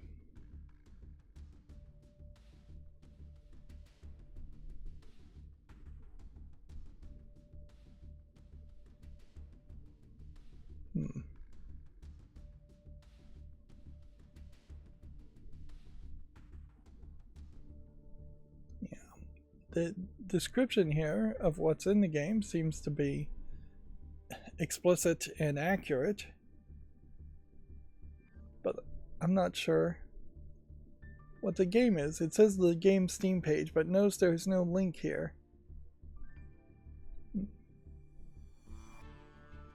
So Video Games Chronicles seems like they're going out of their way to not tell you what the game is. Which that inherently is censorship in itself and bad news reporting.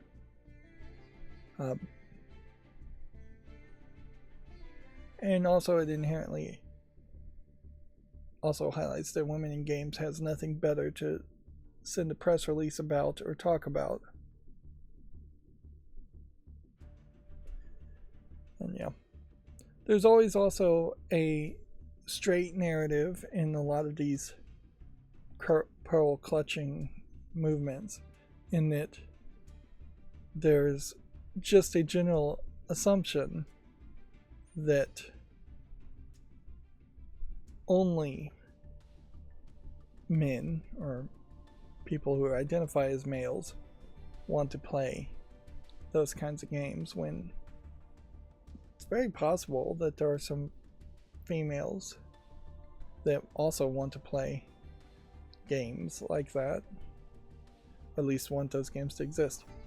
So I have to kind of just throw up my hands here, in that there's a full censorship happening here. The name of the company that's making the game is not being said. The Steam page is not being linked to. The game is an adult visual novel with a huge focus on incest and male domination, is the closest you would get. Yeah, as far as trying to figure out what the game was. So yeah, we have an example here of an organization that I don't really trust, wasting their time, in my opinion, getting Video Games Chronicles to talk about this only in the most extreme censored terms, to try and put force on Valve, which thank goodness Valve is a private company, to not censor just this game, but to try and censor all adult games. I don't know what game they're talking about. It probably was appropriately put in the adult section and I didn't see it. People who go to the adult section and opt into that know what they're in for the most part, and are not complaining about it. Honestly, I would have a hard time thinking that anything in a fictional environment should be censored at all. It seems crazy to me that artists can't tell a story, or that people in general just can't tell a story when there's no real humans being involved. Now, if you told me that there was a real woman that was being photo scanned and she was really being choked, okay, then a real person is being involved. If you told me that photos of actual children were being traced to make porn, yeah, that's a little too sleazy in my book, and I could see putting a limitation there, even though if you were just using random photos of kids off the internet, that probably would never get back to the kids, but heck, still way too slimy for most people. But yeah, when you're just telling me that somebody is telling a fictional story with fictional doodles of characters, drawings, animations of characters, the idea that that thought can't even be explored, the idea that those thoughts in that artistic story has to be censored, is not a world I want to live in. And inherently, I think this also is just kind of a great example of why none of these women's organizations really manage to work together and become one good, powerful organization that's actually focused on things that actually matter. And instead, there are all these little small charity fiefdoms that are always trying to, for lack of a better term, drum up business by creating controversies where there should be none. If you want to really support women in games, support the GWA, support the CWA, and the unions for the Gamers Worker Alliance or the Communication Workers of America. They're the people that are actually trying to form unions inside of the video game companies. And as unions, they are the people that are going to try to increasingly enforce diversity in the hiring process and equal treatment in the work environments amongst women and men and other races and things like that. I actually saw an interesting video talking about how ghost jobs are often used as a way of avoiding diversity, and the whole "we are an equal opportunity hire" is actually mostly just a lie to pretend like you're complying with the law, and in reality a lot of people are being hired internally, and then they are making these fake job listings to look like they've gotten 1,000 applicants, and then they've just chosen the person they already knew they were going to hire in the first place, just to make it look like they're complying with equal opportunity, while not actually giving equal opportunities to everyone who applied. Which, yeah, I don't think that there's been a big boost in equal opportunity employing ever since those laws really came out. It's probably a little bit better, but it's still very easy for employers to discriminate against people for gender and race-based reasons, age-based reasons. It would be a lot better if job listings were more standardized like CVs, and there was just a government federal agency website where you listed your resume, and then the government agency itself said, hey, this is the best candidate, you have to hire this person. Although at that certain point you're definitely getting closer to socialism or communism, but it would be a better system for, instead of letting random people decide who they want to work with or who they want to hire, which is the system now. Moving on, Sony has added more animated PS5 backgrounds, including Ghost of Yoti. No word when the classic PlayStation themes will return, but apparently they will return. Nintendo won't be releasing the Switch 2 in China yet, as it reportedly analyzes demand. Which, yeah, China still, although we haven't talked about it in probably a year or two, they still have a very tight control on their game industry as far as censorship and regulation, and just the number of play hours that people are allowed to play video games and the times people are allowed to play video games. So it very well may not make sense to try and sell a Switch 2 in China and then have to follow all of the rules and regulations of China, when you can instead just have people go to, say, Taiwan or Singapore or Japan and buy a Switch there and bring it back to China if they want to, which is what most of the more rich Chinese people will probably do anyways. PlayStation Plus Extra and Premium games for April include Hogwarts Legacy and Blue Prince. Assuming this is Hogwarts Legacy. It's a whole list here.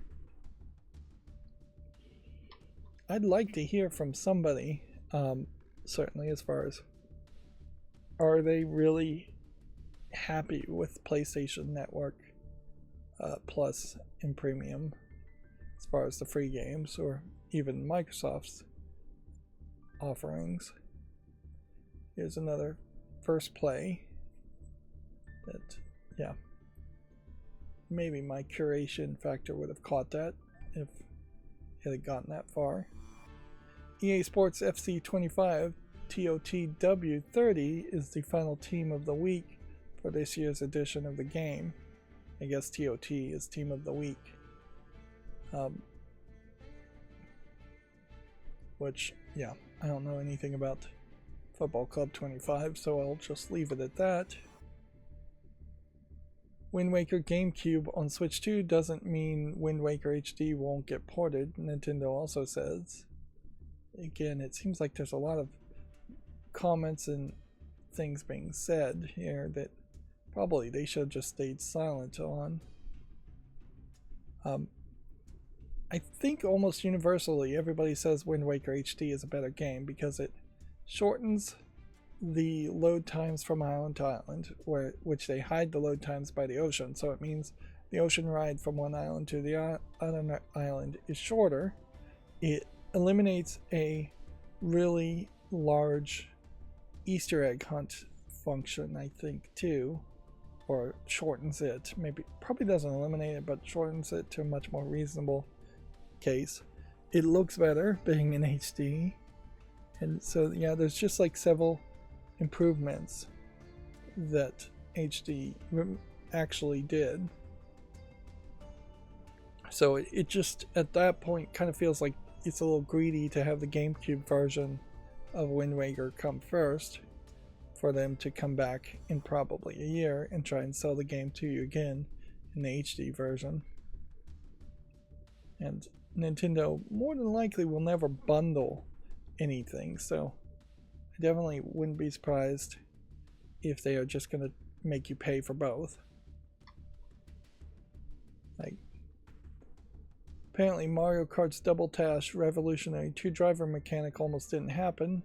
It's weird to be talking about Double Dash now, however, considering Mario Kart 8 and Mario Kart World have come out since then. Recently translated interview reveals that a single Rydo version was being developed in tandem. Yeah, and I don't know if Double Dash really changed much. Certainly they didn't double down on Double Dash as a concept. But yeah.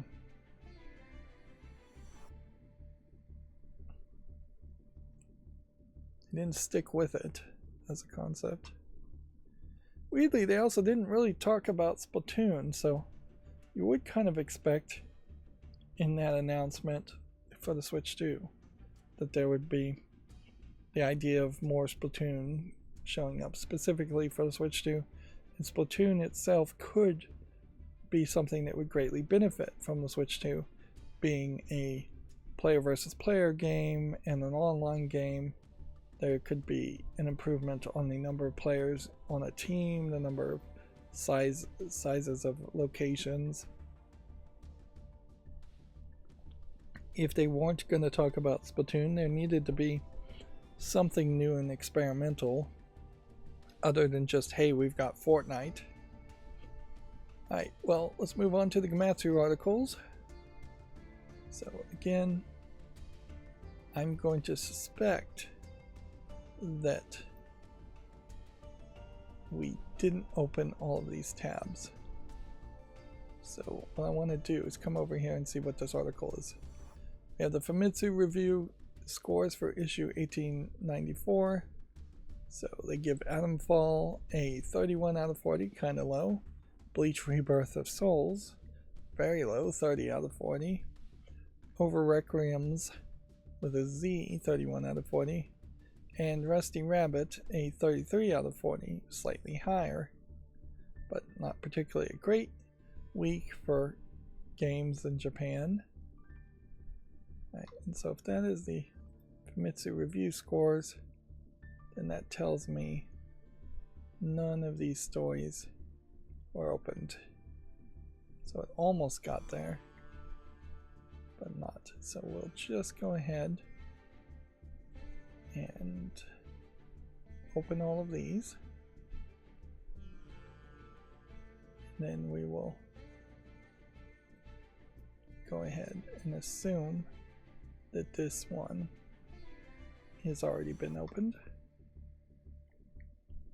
So no sleep for Kaname Date from the AI Somnium Files as a debut trailer. It is a difficult title in that you have to really have figured out that his name is Kaname Date and it's not No Sleep for Kaname Date. Yeah, interesting black letter outfits being shown here as far as then your bunny girl sharp contrast. Yeah, I'm not sure how much even AI the Somnium Files is a success for them to have a spin-off game, but I'd be interested and happy to see it successful. The dark fantasy roguelite dice builder game Grimkeep has been announced for PS5, PC, and other platforms. It's kind of funny to say other platforms. What does that even mean in these days? Maybe it means they just haven't actually said what the other platforms are. I guess that would make sense. We talked about the Xbox Showcase, followed by a Outer Worlds 2 Direct set for June 8th. PlayStation Portal system update launching today with cloud streaming beta user experience improvements.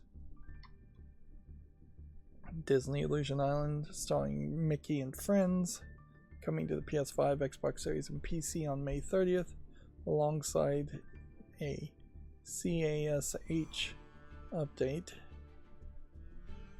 which I'm not sure what that is. Yeah, here you can see what it looks like as far as Illusion Island. Yep. It is a platforming game in the realm of some of the previous Mickey platforming games.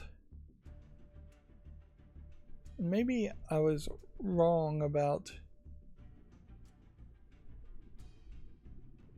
4 characters playing at the same time always. And it may be more of a game where you can play it single player.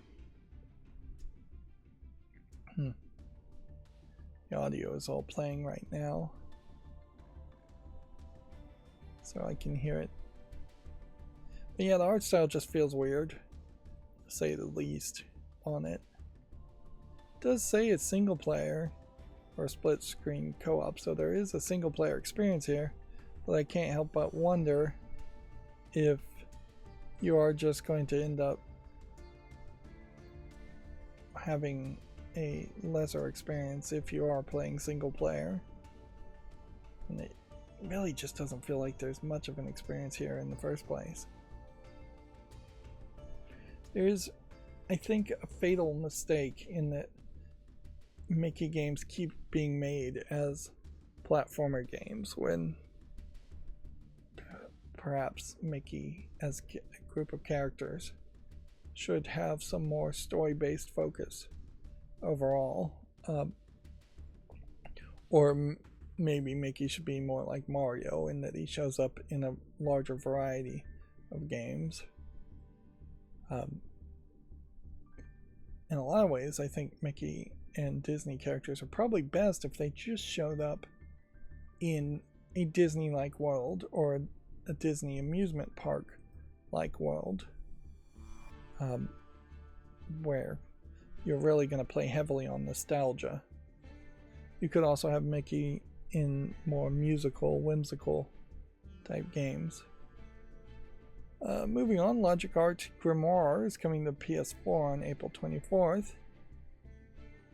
Has this been released on Steam? Yes, let's see if we went anywhere with this. Some kind of, board game. It's rated very positively. Guess I can go ahead and move it over to the wish list. Although it's probably not one as far as a Pictocross game that I'd actually bother to buy. The side-scrolling shoot-'em-up Cider Reloaded is now available for the PS4 and 5 and PC.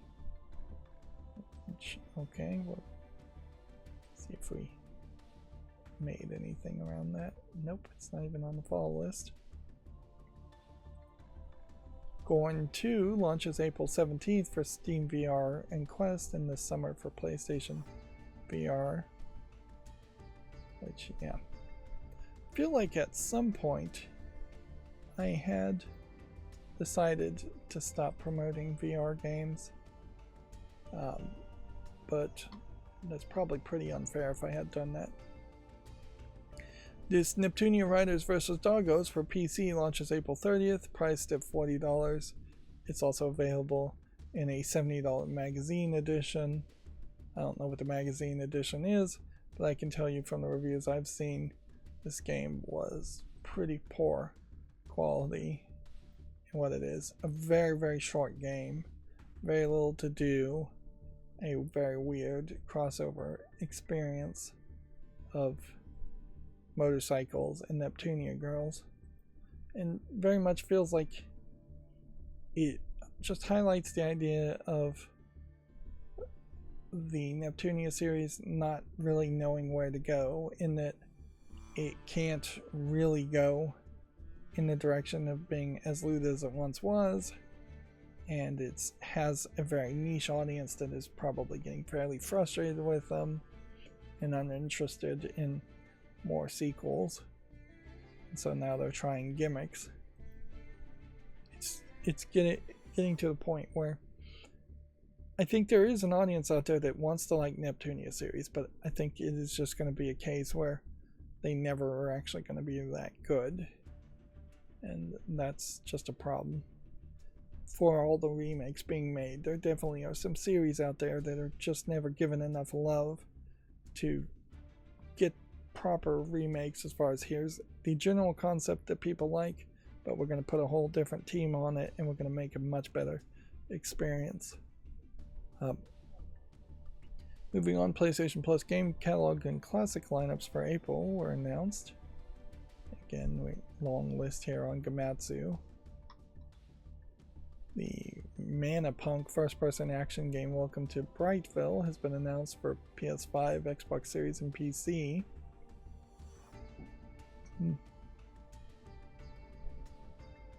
Certainly would be weird if I was out there doing something, working a job, and then coming home on Monday, Wednesday, and Friday and streaming at like 2 in the morning or 1 in the morning to start with. Be a weird experience, certainly. Fatal Fury City of Wolves adds Hokutomaru character. Obviously, I don't recognize this person. GZ has established a serious studio with former Japan studio producer Teruyuki Toriyama, creating games that light up the hearts of players. Now, I don't recognize any of these companies. And Sirius Studio, I assume, has nothing to do with like Sirius XM Radio, which, yeah, I seriously doubt they would get into the realm of making video games in Japan.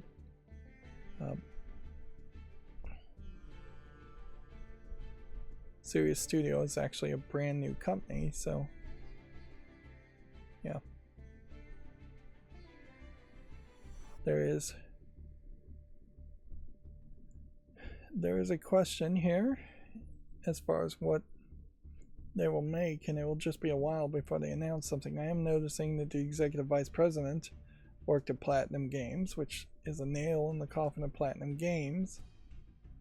And then don't know what else you could really take from this as far as what kind of game they might actually be working on or even thinking about working on. So yeah, I guess you just take this games that light up the hearts of players. They're probably trying to make games that are a little bit cheerful, bright and colorful, if I was to guess, instead of making hyper-realistic military first-person shooters in contrast. See, Rydo Girl focused 3D romance RPG Chasing Kalido Rider has been announced for iOS and Android. Boy, does that sound like a lot of different things there. Then viewed motorcycles and kind of weird camera angles too. Although in fairness, if you had set the camera angle more at human height, you would just have seen more of this character's butt. Yeah.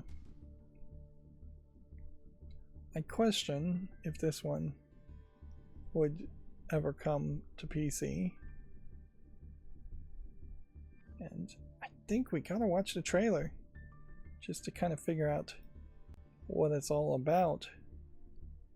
Yeah.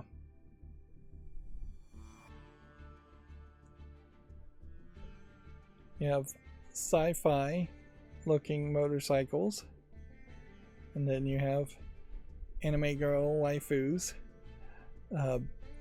riding the motorcycles and playing rock music. There's a Japanese pop song happening in this trailer where it's being shown monsters, and so I wonder if this guy is going to end up fighting the monsters. It might be that the guy accidentally kisses the girl and then jumps into the body of the girl. This is definitely all about the butts, though. And as far as the trailer, that above all else, they want you to be hyper interested in the anime girls' butts.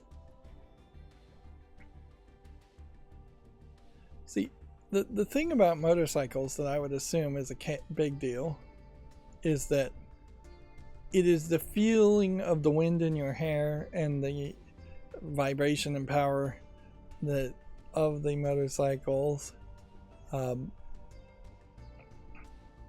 while riding, and I just don't see how you translate that very well to a video game.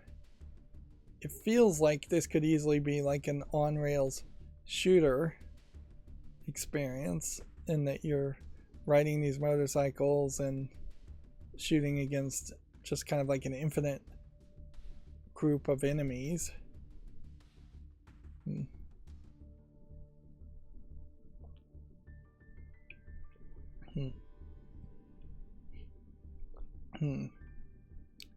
But yeah, it's not really showing me much. And see, now once you see the actual game, it feels much more like a gacha game than anything else on mobile, and I wouldn't be surprised if that's exactly what it is. This is a gacha game where you're just collecting motorcycles and anime girls. Yep. And then the actual game is just your standard JRPG turn-based gameplay that's going to have more action added to it because it's going to look like you're driving somewhere.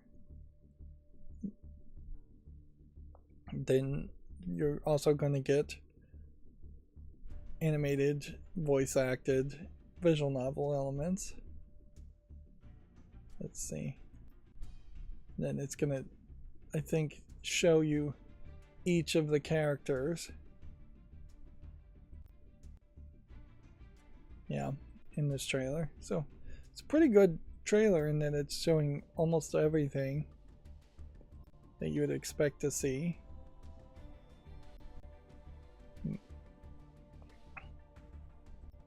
Instead of just being a teaser trailer.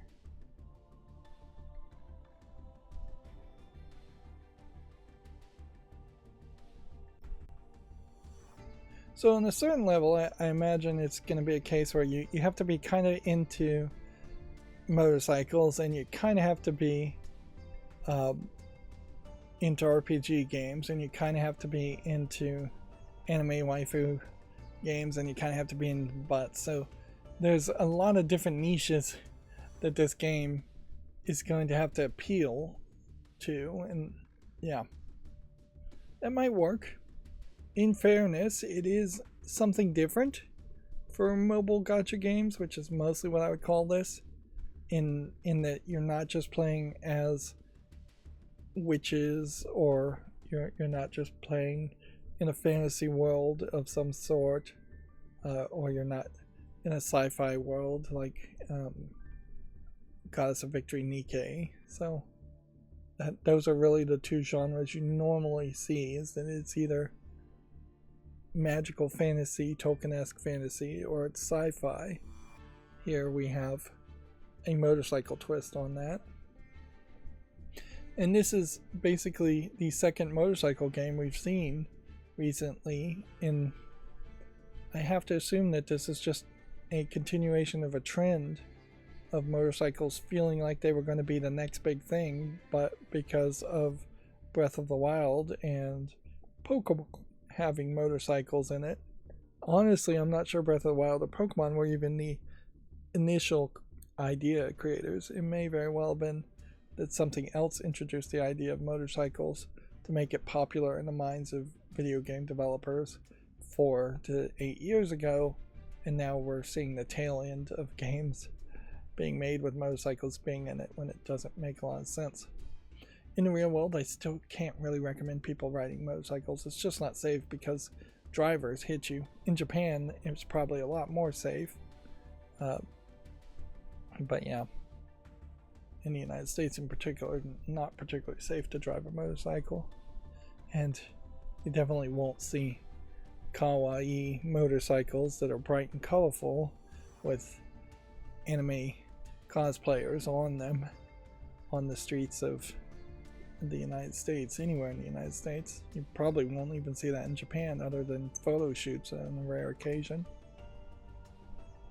Let's see, moving on, Super Monkey Ball Banana Rumble DLC character Red from Angry Birds is now available. Which, yeah, I really have to question how much is DLC like this worth making when you're just putting a skin on a character that's already trapped inside of a ball. The horror visual novel Cooking Companions is coming to the PS4 and 5, Xbox One and Series, and Switch on April 29th.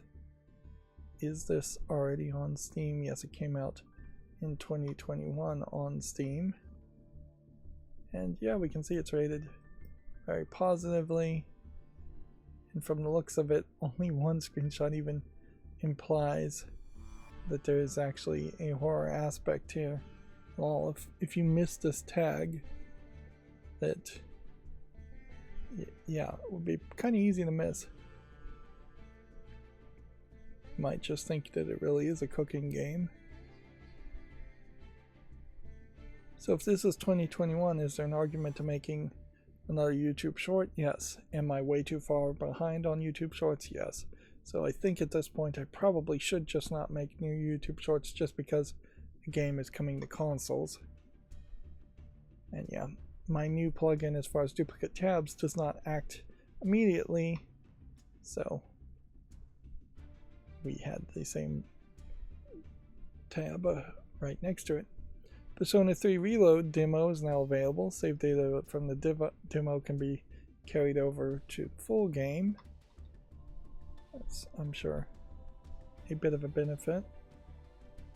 Now, weirdly, this link is going to the demo itself when I kind of was expecting it to go to the full game, which came out in February of 2024. Overwhelmingly positive, already on my wish list. Because the game is on my wish list, the demo is on the wish list for some reason. Which that seems weird to do it that way. Vimbrant's Dungeon Monarch launches May 8th. It's currently in early access. I think at this point I could probably have faith that these are tabs that were actually opened by my macro, thus when I just close this tab it will automatically take me to the Steam page that's already open and pre-curated. Economics for PS4 and 5 and Xbox One and Series launches April 25th, which I assume is a city management type game. Roguelite city builder, turn-based combat. You can see it's mostly positive at 77%. I would have to think about this one. And see, that's kind of the problem too, is whenever I'm in these streams, I'm just not mentally available to really think about games and give them thumbs up or thumbs down as far as whether I really would want them on my account.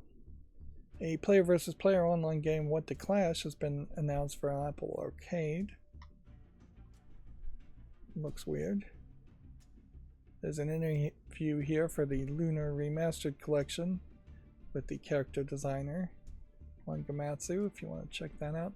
We might be hitting a point where we have also seen all of these articles before. Hades 2 creator's voice Switch 2 video interview is available on Gamatsu. I'm still not really sure why you're playing as a different character in Hades 2. Maybe the ending of Hades 1 explains that better. And maybe it's a spoiler. But you would think you'd be playing as Hades.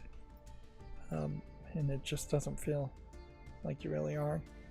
This game is still in early access, which is why it's still on the follow list. Sonic Rumble launches May 8th. Pre-registration now available.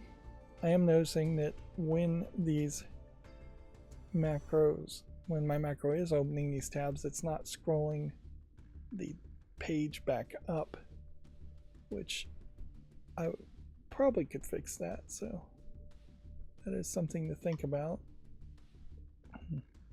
It is more than likely clicking on a link somewhere around here, and when it clicks on the link here, it doesn't scroll back up. Nubs Arena launches May 15th, free for the first 20 hours. It's a chaotic multiplayer arena brawler, which, yeah, that is a interesting thought, certainly, as far as should you go ahead and grab a game like this for free, not knowing if it's going to be relevant or not, or are you just really falling for their gimmick? I don't see anything really wrong with this game, but it would be a hassle for me to have to make sure that on the 15th I grab the game. I guess I'll give it a try. Fantasy Life I, The Girl Who Steals Time, a Woodcutter Life trailer. Gameplay is here. What's funny about this is this one does have a link to a Steam page that was clicked on, but for some reason the tab wasn't there, which means it's probably somewhere else, and that the duplicate tabs closer closed it. I assume my duplicate tab closer is closing the oldest, the newest instances of duplicate tabs. Moving on, Illusion of Itahari launches this fall in the West. It's an official English title for Utakata no Uchronia. But yeah, both of those titles sound very Japanese.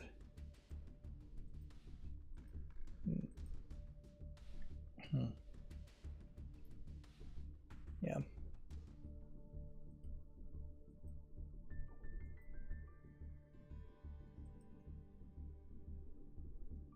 And I don't know if there's anything else to say here, other than some of these screenshots do imply that these male suitors can be perhaps a little aggressive as far as the way they treat the female protagonist.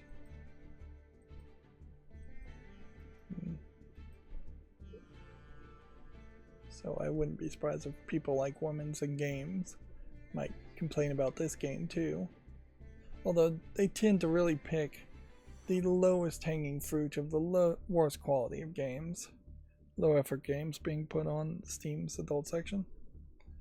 Let's see, Mini Knights A Whisper launches April 29th. Let's see what this is all about. Seems like it almost is like a trick shot game. A short interactive essay on dreams, pressure, and expectations take part in an ancient ritual where one shot determines the fate of a generation. So I don't know if you really are even taking a shot here, as much as you're just going through a visual novel. And see, this may be based off some story I just don't recognize. It could be the case.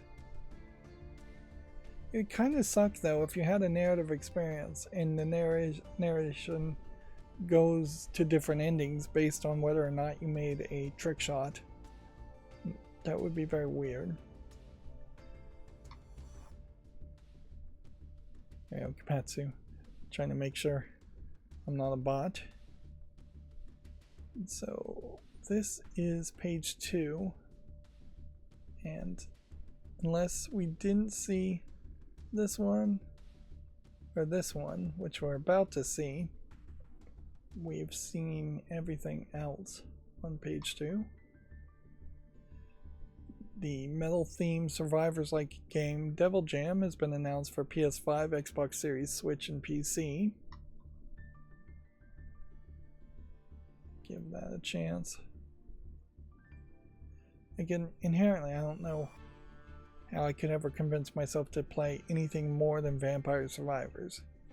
And then if I really, really loved Vampire Survivors, I would be stepping into a very difficult situation on trying to figure out whether their Survivors-like experiences are adding anything new to Vampire Survivors to make it feel like it would be a different experience or worth playing. Mistfall Hunter second beta test for PC has been set for April 21st. Which, this isn't even on the fall list. Omega Crafter launches May 14th. I'm going to go ahead and drag this over here to remind myself to fix the scrolling issue, because that is taking extra clicks. Nitrome announces a party game called Mousework for Switch. Another Crab's Treasure is Year of the Crab update, and physical editions have been announced. So again, this would be an update that right now I'm so far behind I just don't feel like I should make YouTube shorts that are updates to games. I still have a very high amount of YouTube shorts that are coming out that don't get any views at all, and that is, I think, always going to be the case, because if I start trying to curate the whole experience, then I'm really just doing what every other mainstream video game journalist is doing, which is picking winners and losers, instead of mostly only trying to curate the YouTube shorts down to a reasonable number of games that might be good by a quick look at them. And by quick look, I mean looking at their page for about a second or two. I think we've already covered the rest of these, so I'm going to just go through these fairly quickly. Once again, trying to catch up. And yes, there is definitely a case that I am picking winners and losers and curating the YouTube shorts, but I am definitely not doing it to a very high degree, in that I am letting in almost everything. I'm only eliminating things that are absolute garbage. Games with like Hitler in the name. And yeah, if we were going to really talk about censorship, it is kind of crazy that there isn't just a specific rule on Valve to say, hey, you can't have Hitler in the name. You can't have hentai in the name. Just games that have those two words, if that was just forbidden going forward, that would be fine. Don't really have to go any further than that. You can have Hitler in your game, fine, just don't put it in the name, and don't be these low effort garbage asset flips that we still occasionally see coming out on Steam.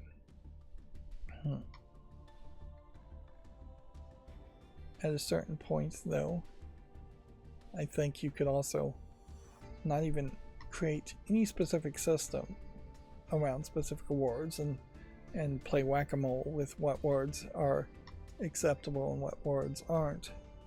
You could simply just have some limitations on who can publish on Steam Direct. That a new publisher or a new game company can put out one game per month.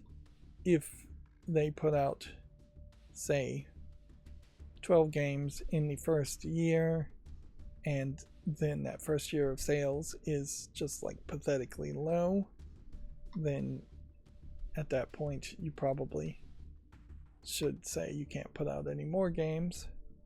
Inherently, if they charge $100 per year to have your game listed on Steam instead of $100 one-time fee, that would probably eliminate a lot of low effort asset flip people too, in that games would just be removed from Steam after a year if they're not selling particularly well.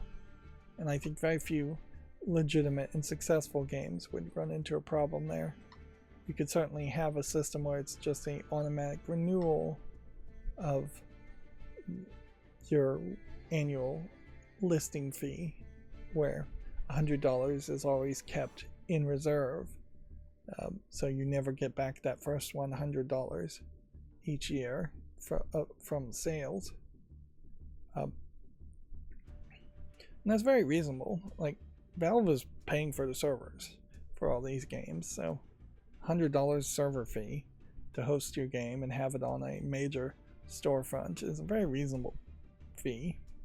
And just having a reoccurring fee, just having limitations on how many garbage games you can list per month, one game per month, really makes a lot of sense for Steam Direct. Would drastically improve the situation as far as games released on Steam. Right. So we've also got our gaming on Linux stuff. Let's see, did we get all of the stories opened? Did my macro stop at some point? Because Gaming on Linux here is talking about Croc Legends of the Gobos Remastered, and I don't see it. Yeah, it's here, which makes me think that these stories here not opened. Yeah, since there's only one page on Gaming on Linux and it missed this many, that does say quite a bit as far as how far it got. Once again, my macro just slows down to a crawl as soon as it starts to run into problems. A loop to open one page should take just a few seconds, but then if it runs into problems, it's going to take 30 seconds. 30 seconds times probably 200 to 300 links, maybe closer to 1,000 links, is going to slow everything down. Anyways, a Proton hotfix update for Monster Hunter Wilds on Linux and Steam Deck has apparently been pushed out. Cute Life Sim SimWorld is coming to early access on May 1st. Let's see that on Steam.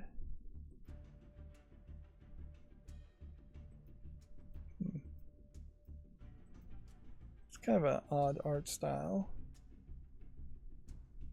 but I'll give it a chance. Just kind of weird proportions for the sprite characters, and then you have this like younger looking character with a school backpack, it looks like, on, and then you have more mature adult characters in the portraits here that also seem to be focused on. So yeah, I just don't know the direction this game really is trying to go. A cozy floating island decoration game called Twinkle By, revealed by Meadow Studios and Shelter developer, Meadow and Shelter devs, Might and Delight. It's a great example of just too many buzzwords in a row as far as company names. The company name is Might and Delight. They made Meadow and Shelter, which are two names of other games.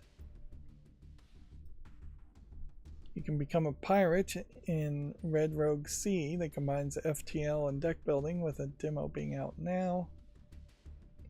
That might interest me. Of course, what's the point of anything interesting me when I really just don't have the time or energy to make as much footage or play as many games as I'd like. But yeah, the idea of maybe tile-based gameplay, FTL outside of space, might be very interesting. Any game that's an FTL-like would have different stories to it, so there's different strategies, different stories that could be interesting. That being said, I don't think I'd play too many FTL-likes. Maybe one every decade or so. Sonic Rumble releases May 8th and is Steam Deck verified.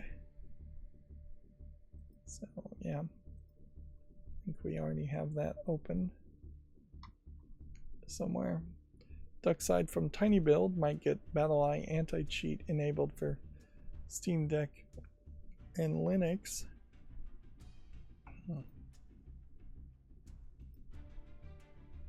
can see it's mixed at the moment as far as the game. You can save an extra 10% on the Fanatical Play on the Go bundle Elite Collection with their code. This would be a different Fanatical offering from the Steam Deck giveaway though, but it is actually a bundle of actual games. So yeah, weirdly this bundle, unlike the Humble bundles, might actually be a decent offering for me. I don't recognize most of these games, but it also looks to me like games that I don't own, which there's certainly a thought there. You can do screeching donuts and mow enemies down with the saw blades and drive loop survivors. Speaking of mowing, I saw a YouTube video of a lawn device that has a mowing attachment that apparently is really heavy and really big and strong as far as its towing capacity, and that you can put like a snow blower on it also. But part of the problem, one of the complaints, is that it has tractor tracks, so, and being so heavy that as it goes through your yard, it is just going to leave tractor tracks on your yard, which is not something you really would want from a lawnmower.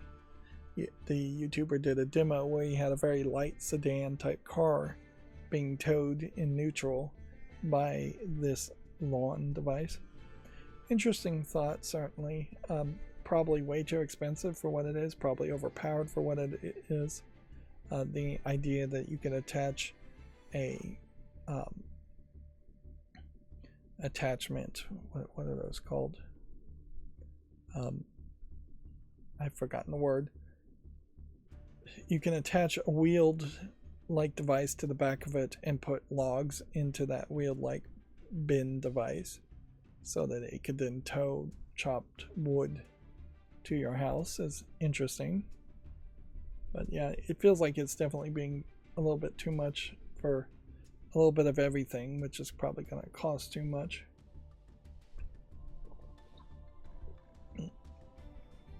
Inherently, I do occasionally question whether a robot lawnmower might work for me. That being said, the aspects of like edging and weed eating and trimming bushes and all of that is done also by my yard guy, and I imagine my yard guy would not do business with me if I then had an electric lawnmower taking work away from him. Or if he did continue to do business with me, he would just charge me through the nose to make up the difference.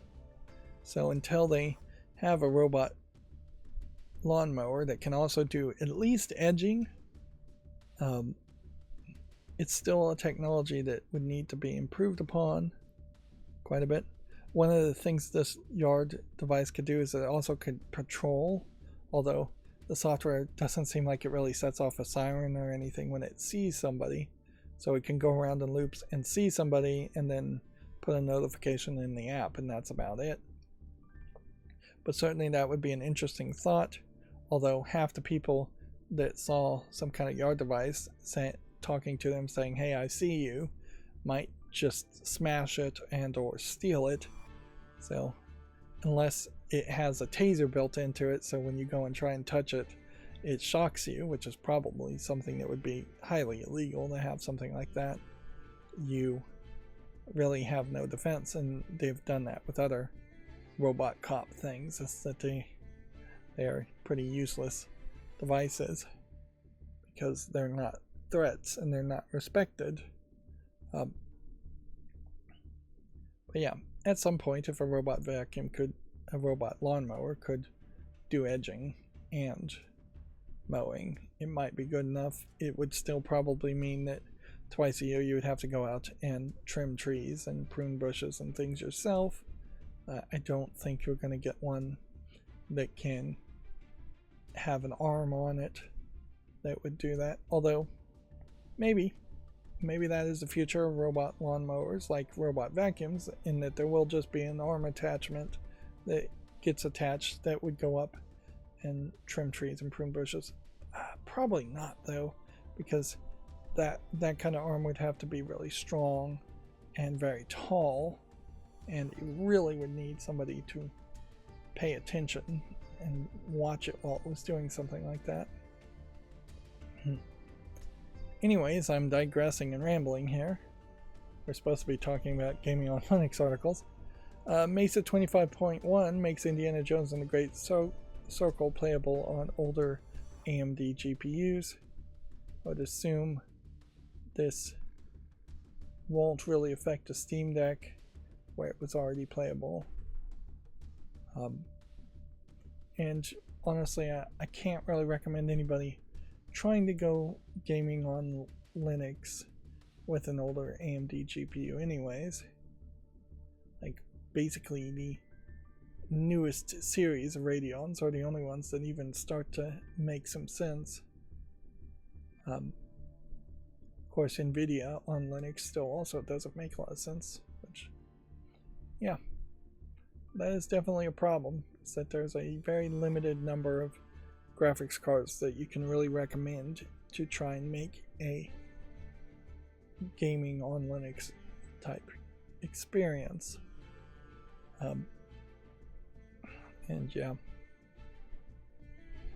I don't think that's going to change particularly anytime soon. Civ 7 version 1.2 lets you play forever, adding Teams multiplayer and more major changes. Just going to go through the headlines. The Cinnamon desktop from Linux Mint is getting easier for other distros to package. That being said, I can't nowadays recommend Cinnamon's desktop over KDE Plasma as a desktop. I think just because the Steam Deck chose KDE, it makes a lot more sense to do that.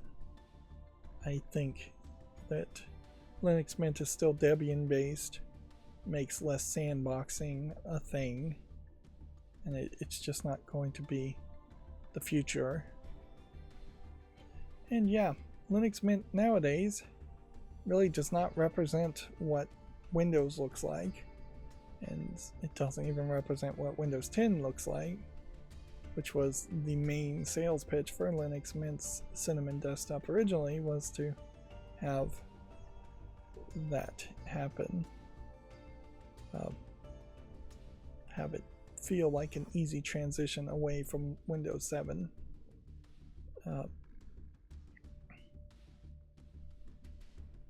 Yeah, I can't really recommend Linux Mint anymore. It's probably a fine operating system desktop, but it's just not going to be the future. I still really can only recommend waiting for SteamOS to be installable on custom built PCs with specific hardware, or going with Bazzite Linux and still installing that on custom PCs with specific hardware. But I really can't recommend anything else unless you're not trying to do gaming. If you're trying to do something else, then obviously there's a couple other things that might be worth recommending in that case. But if you're doing actual desktop things and not server things, I think Bazzite Linux still probably is your best bet, or SteamOS is still probably your best bet. Fanatical has brought back the Oddworld Complete Collection for $1 or £1, which, I know I have some of these games, but I may not have all of them, and for $1 that's not a bad deal.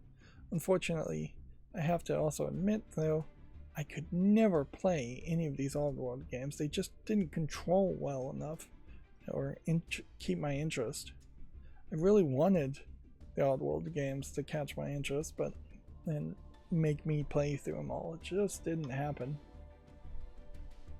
Apocalypse Express is a challenging train combat management roguelike with a demo you need to try. Check this out. Give that a YouTube short. You can get Ghost Runner, Neon Abyss, Anno Mutadium, and a more Neon Lights Humble Bundle. So, yeah.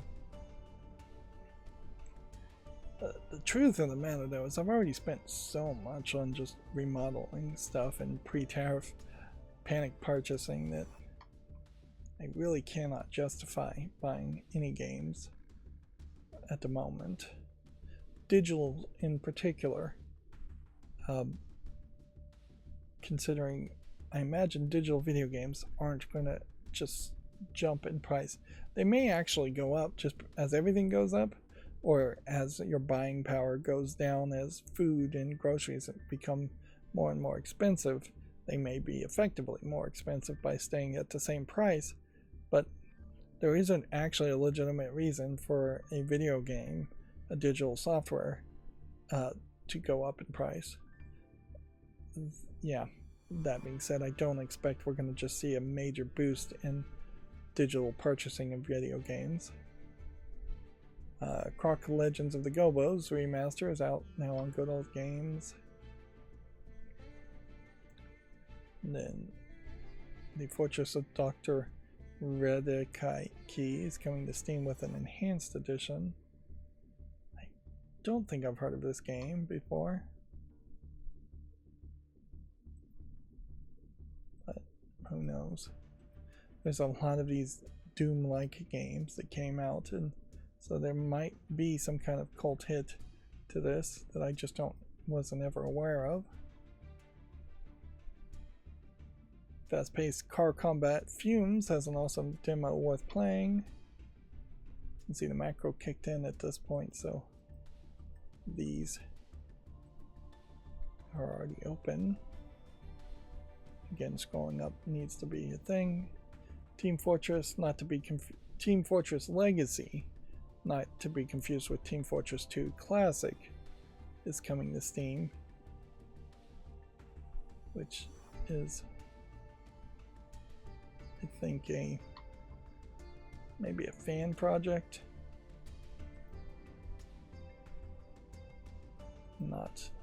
It's not really being developed or published by Valve. You can get some highly rated indies in the Armor Games Humble Bundle if you're interested in that. Check this out on Gaming on Linux. Apparently In Stars and Time was the first Steam link on that page.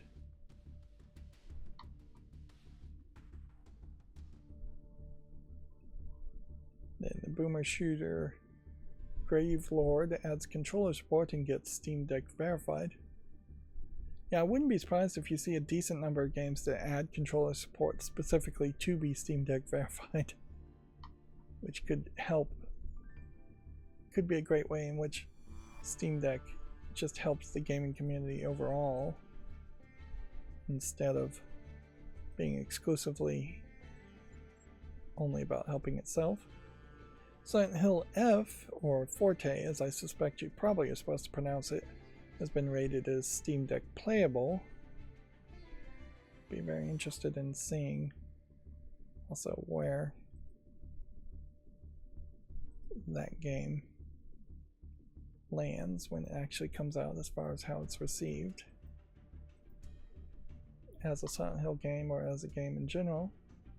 The Jackbox Party Pack 11 is on the way, with Trivia Murder Party 3 being announced. Jackbox are basically doing the exact same thing for a very long time now as far as making these party packs and selling them, and I guess they're good enough, but yeah, I don't think they're particularly great. We have a lot of articles here, and I feel like probably at this point we probably already talked about this. Yeah. So let's see if we can skip the rest of these. Because yeah, I do think we've already covered the rest of this, which I'm actually frankly surprised I even remember as far as what we've seen or not. I genuinely get the feeling after a stream that I mostly am forgetting all of what I just saw. It's just so much. Even a relatively short 3-hour stream is so much information to try and cram into my brain. Yeah. And frankly, I need a second brain. That's the only real solution is I would need somebody else to pay attention to half of these things and remember half of these things. And that's why you see in most podcasts it's 2 or 3 people as far as a group of people covering topics, and often in most podcasts they are covering a lot less topics than I am. And that's going to bring us to GameDeveloper.com, and in this case my macro for the first time worked in a long time. In part, I think it almost was GameDeveloper.com's own fault for changing its title as far as how it titles the HTML pages or something along that lines. So the first story we have here, which seem like they've gone to sleep, is Testronic opens a QA testing facility in Manila. It's not a country we hear too much about, which would mean this one, and this one are all news stories. So we'll fairly quickly, I think, hit stories we've already talked about in Game Developer, and then we'll rush to see if we can get through all the new games that came out on Steam in a relatively short amount of time. So there's a report that Nintendo's delaying the Switch 2 in China, which is very believable. PlayStation platformer Astrobot dominates the BAFTA Game Awards. Check that article out. Testronic opens a QA testing facility in Manila. Yeah. And I think we're going to suffer here as it takes way too long to load in these pages. I did manage to hit some button on my keyboard that brought up which tabs were using the most amount of RAM, and it said that basically Firefox was using 4 gigabytes of RAM, which is not that much RAM, really, for somebody who's built like a 32-bit gigabit RAM system specifically for that case. And frankly, I would probably recommend anybody who's going to open as many tabs as I do to have 64 gigabytes, if not more. Not that gaming or many other software is actually going to utilize all that RAM. Quote here is, "We have way more power than any corporation. Union workers call on developers to fight for their futures. Unionized workers feel the video game industry is at an existential crossroads. So how do we get here, and what happens next?" And so this is the UVW-CDCWA group. And if we look at the picture here, we have a decent amount of female presenting people marching and being shown here.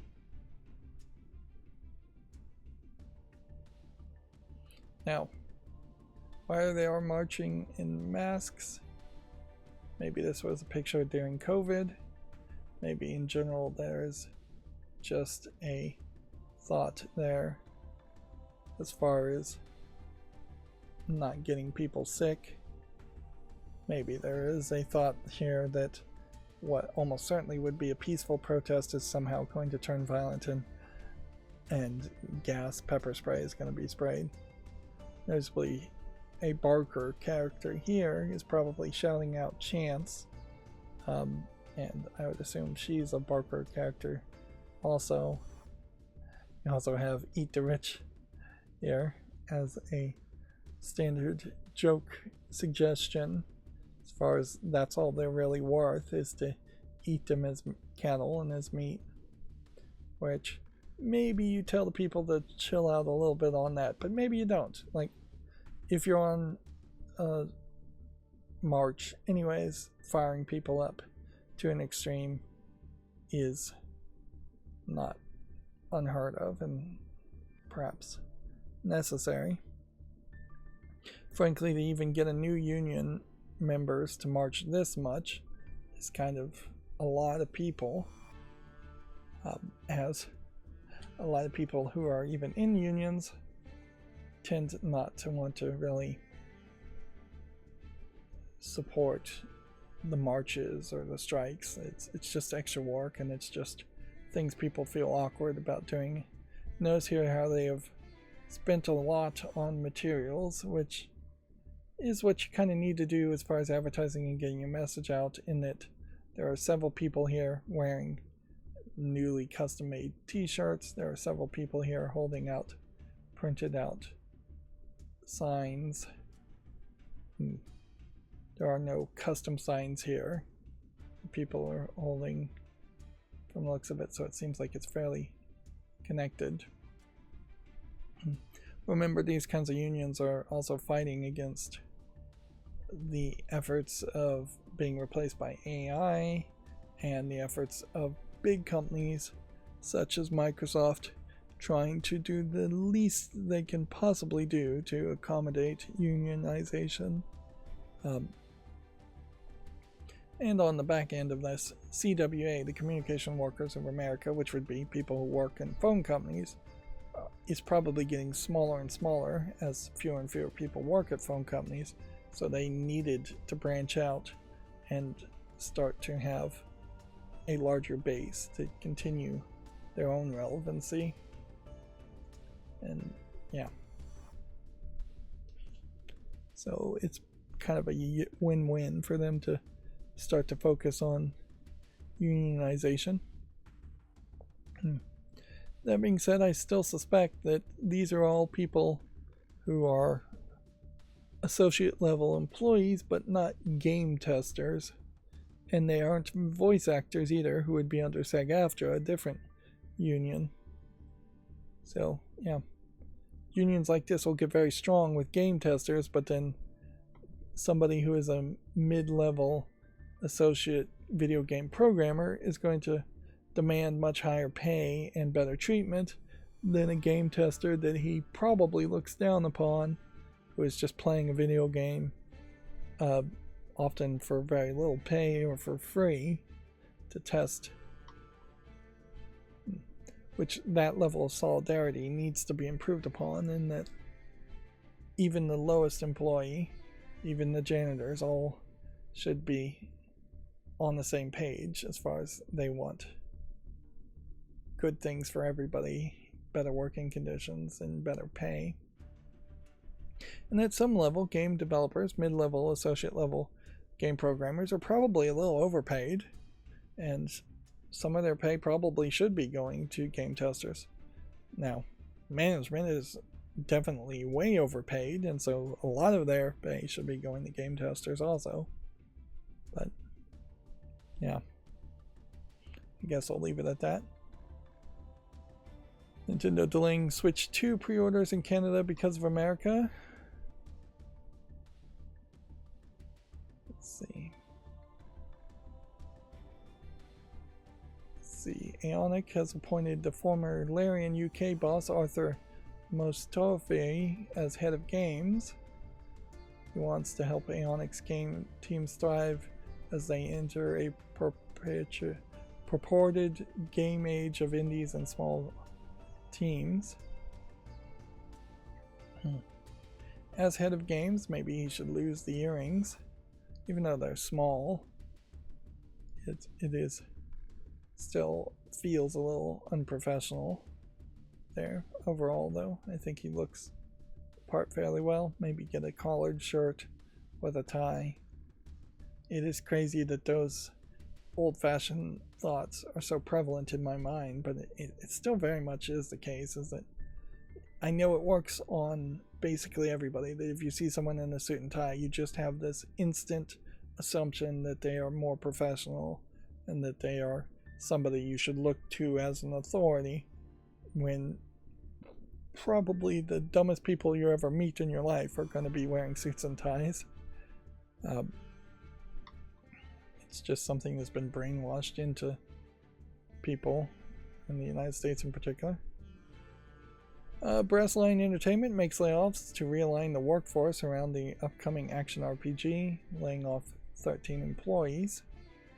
I have no idea how many employees they had in total, but I imagine 13 is probably a big chunk of that.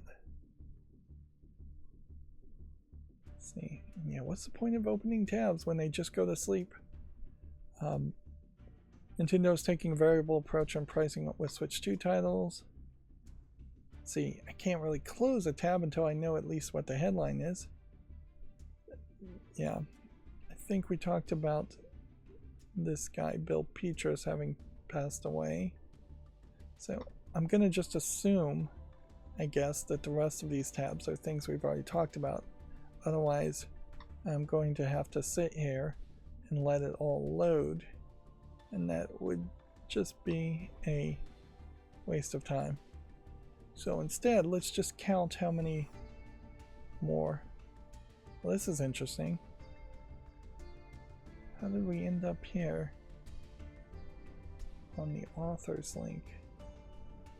I'll have to check that one out later. Yeah, we'll just count how many tabs, how far back it's going, because it probably is opening all the tabs on that first page of GameDeveloper.com, where GameDeveloper.com only puts out 2 or 3 articles in a 3-day period at most, and often less than that. So 1, 2, 3, 4, 5, 6, 7, 8, 9, 10, 11, 12, 13, 14, 15, 16, it's a lot, 17, 18, 19, 20, 21, 22, 23, 24, 25, 26, 27, 28, 29, 30, so 31. I bet there was actually 30 links and I didn't close the tabs as often. So yeah, as best as I can figure, that was every single link on that front page was opened. And this article, by the way, is definitely an old article from a while ago. Let's see if maybe we did this. We could see when this was actually published. Have to reload the page again. Yeah, March 24th, 2025 was where it really was. Again, we can show off just here is what gaming on GameDeveloper.com looks like with uBlock Origin's cosmetic filters that I've created turned off. Just a 2-column mess of articles with a lot of visual mess because I have configured it all to also have a different custom style sheet, blue background to match Steam pages better. Yeah, I definitely put a lot of work into all of that, and I hope it's appreciated. I doubt it really is. It probably is so subtle that most people don't realize, hey, why do all the pages kind of look like Steam in that they have a blue background? Or why do all the pages not have a bunch of ads on them? Or irrelevant information on them in general, linking to other articles and things. I wish the internet, well, in general, was much closer to what I've been able to create for those 3 websites, but even when I go to a new website, it's then more work if I was going to use a new news source. Anyways, 3 hours into the stream in the middle of the night, which yeah, at this rate, it's not even the middle of the night, it's going to be just early morning when the stream is done.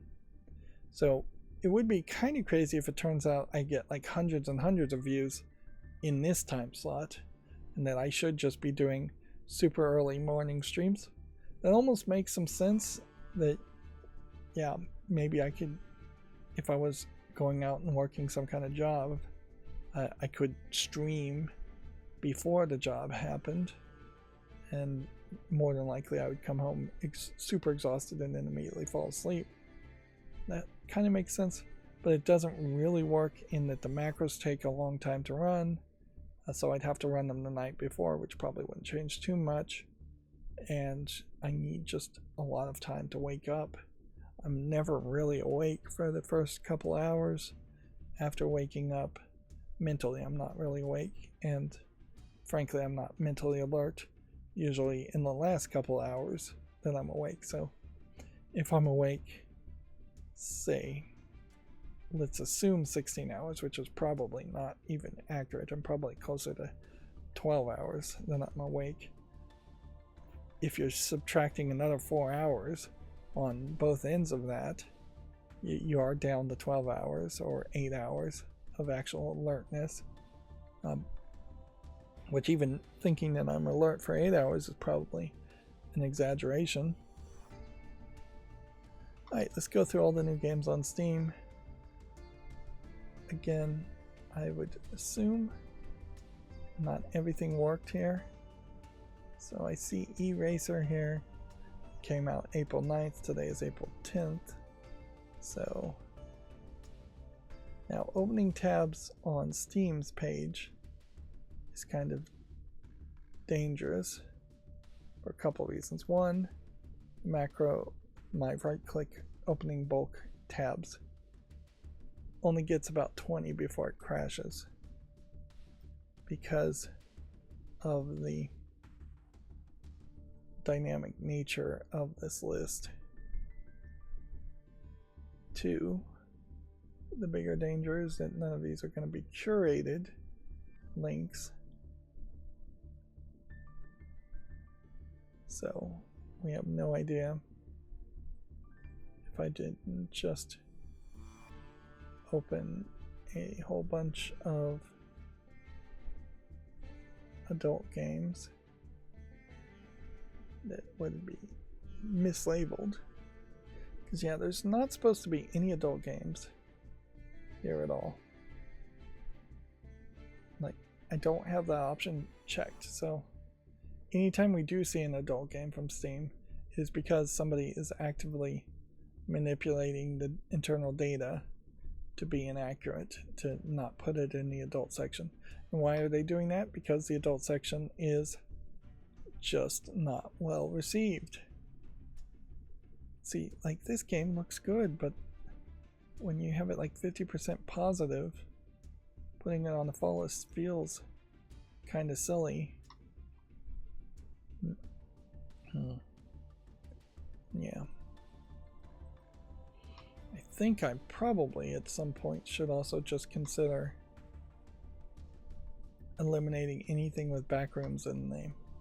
Again, Valve probably could just put out a statement saying, hey, we don't want any more games with backrooms in the name. That, which you could certainly create more of a system that says, here's the top 10 most common words in the titles of games. We are going to update this on a monthly basis, and games are going to be disallowed going forward to have these words. You probably still need to make some tweaks there, because things like V, adventure, probably are generic enough words where that wouldn't make a lot of sense to say, hey, you can't have adventure in your title, or the word A, or the, or is. I think we can say no to this commando game.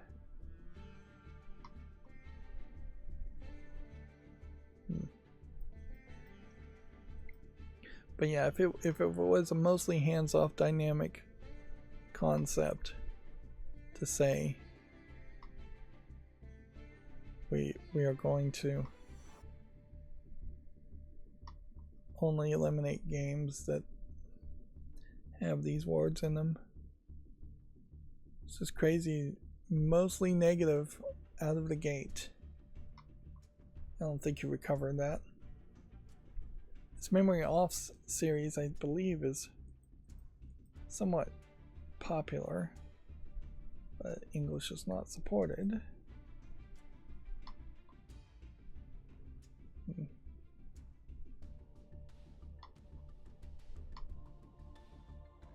See, it seems weird that these April 9th things already are on the fall list, because that makes me feel like we have already looked at them, but there's just like no way. Laundry Manager Simulator. Running a laundrette, I think, is probably a good concept of a business. You probably have to put a lot of time and effort into it, and you definitely have to invest a lot of cash into it, but a lot of maintenance. But at a certain level, it's approaching free money, as you're exploiting people who either don't have room for a laundry in their own house or apartment, or don't have money for a washer and dryer in their own house and apartment. Speaking of appliances, I'm still trying to find out if there's a water heater that could be controlled by just like thermostats wiring, so I could connect it to the Tuya home smart home interface. Particularly though, I would like a heat pump water heater now that that technology seems like it's a thing. But more practically, I also found out that there is a plug-in titanium anode replacement as far as the sacrificial rod that most people probably don't even know exists, that is inside water heaters at the top. It's a different type of metal that is designed to erode away through electrolysis instead of the walls of your water heater tank eroding away, or the other elements eroding away. Here's another visual novel that feels like it might have been better in the adult section.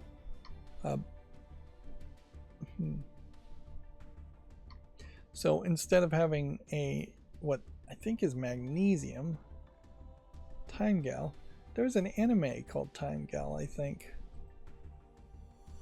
Interesting. This feels like this is a Laserdisc game. From Taito. That's an old name too.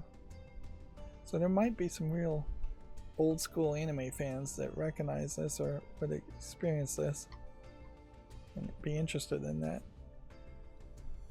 And here we have another Taito Laserdisc game. Yeah. Anyways, what I was saying is, instead of having a magnesium sacrificial downrod in there that needs to be replaced basically every 3 years or so, or you just wait until your water heater breaks, which is what most people do, you can spend $150 to get this titanium one that, as far as I can tell, connects it directly to the neutral wires in your house wiring, with the general thought that it would then take the electrical extra electrons down the neutral wires into your junction box, and then down from the neutral to either a ground rod on the poles that would be a shared neutral for your neighborhood, or possibly to the ground rod specifically for your house, which would be a unique neutral. Which the general thought there, as far as the technology, would seem like that would work. I don't think it really is doing anything else chemically. Titanium, I think, probably doesn't rust anywhere as much as the inner linings of a water heater. But yeah, I just don't think it does anything.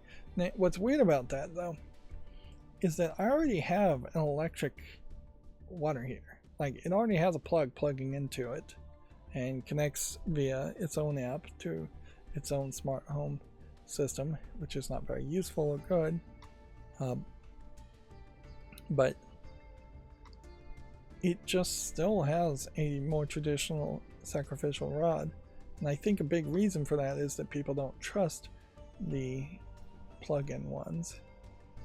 Or maybe it just does save like $150 and lowers the price, which also would make a lot of sense too.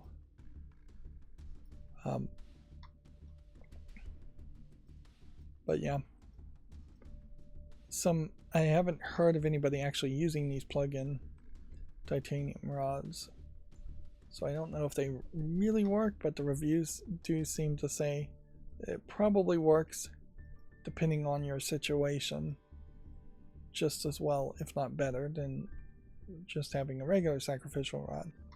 Which is to say, if you're on city water and your water smells fine and tastes fine, you probably won't recognize any difference at all, and it would probably be a waste, other than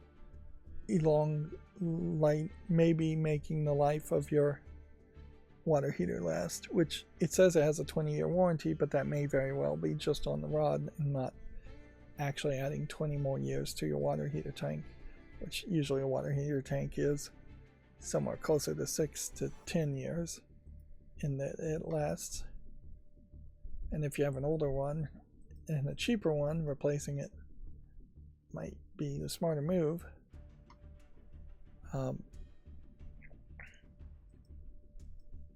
But yeah, if you are not on good city water though, if you have smelly cold water, in particular they say that smells like rotten eggs, if you're on well water, I've saw reviews that said it worked instantaneously to fix that issue, which I imagine probably does work.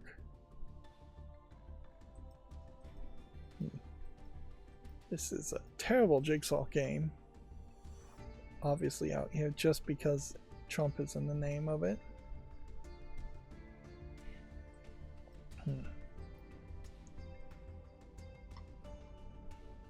So yeah, I'm still on the lookout.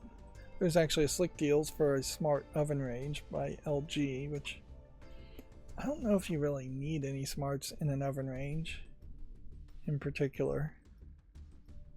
If anything, I kind of would like microwaves that didn't have clocks on them, blinking clocks, because it's just wasteful and they are always blinking in my case. I lose power too often.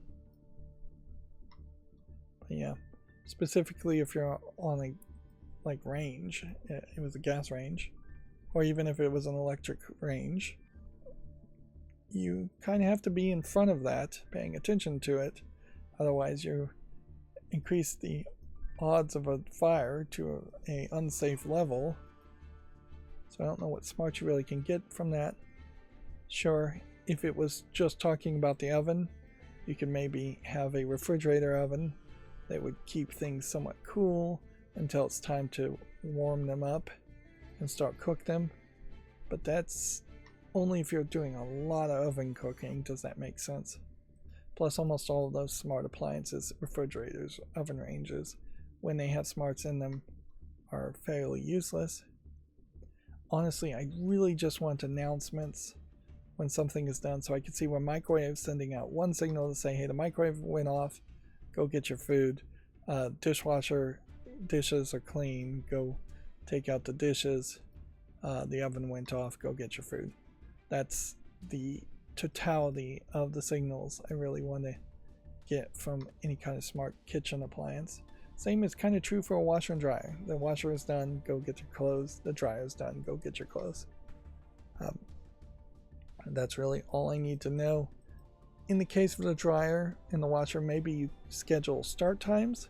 It is kind of weird that that's not a thing, even if it wasn't going to be Wi-Fi internet connected. It is weird that you can't have a time delay start on a washer to say, hey, do these clothes 8 hours from now many dryers have like a anti-wrinkle feature if you don't take the clothes out of a dryer, where it will spin them around once every 10 minutes or so, which helps a little bit.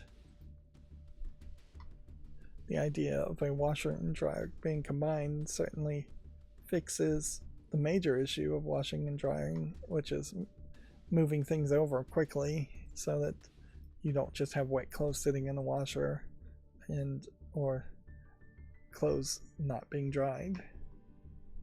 Yeah. But yeah, the heat pump style combined washers and dryers, where there's basically one Samsung model that is worth getting, is basically the only option, and it's too expensive.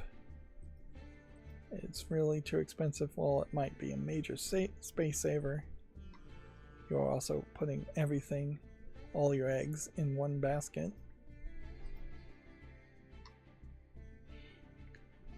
Which I guess this is a long way of saying, as I'm rambling here talking about smart home appliances that I probably will never get, that I've hit probably the peak of smart devices that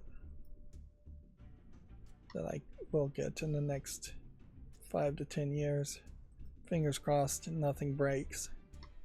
There's not a lot of logical large appliances that do need smarts on them, or that you wouldn't really just get the same use of putting a smart switch, like a $20 smart switch that can sense power usage on the back of a microwave, is just as good, if not better, than having to buy a specific version of a microwave. A range hood that you could turn on via smarts might be very useful, as far as just, hey, if you have an air sensor that says the air quality is bad, maybe you would vent out the air a little bit. That is one thing it possibly could be done.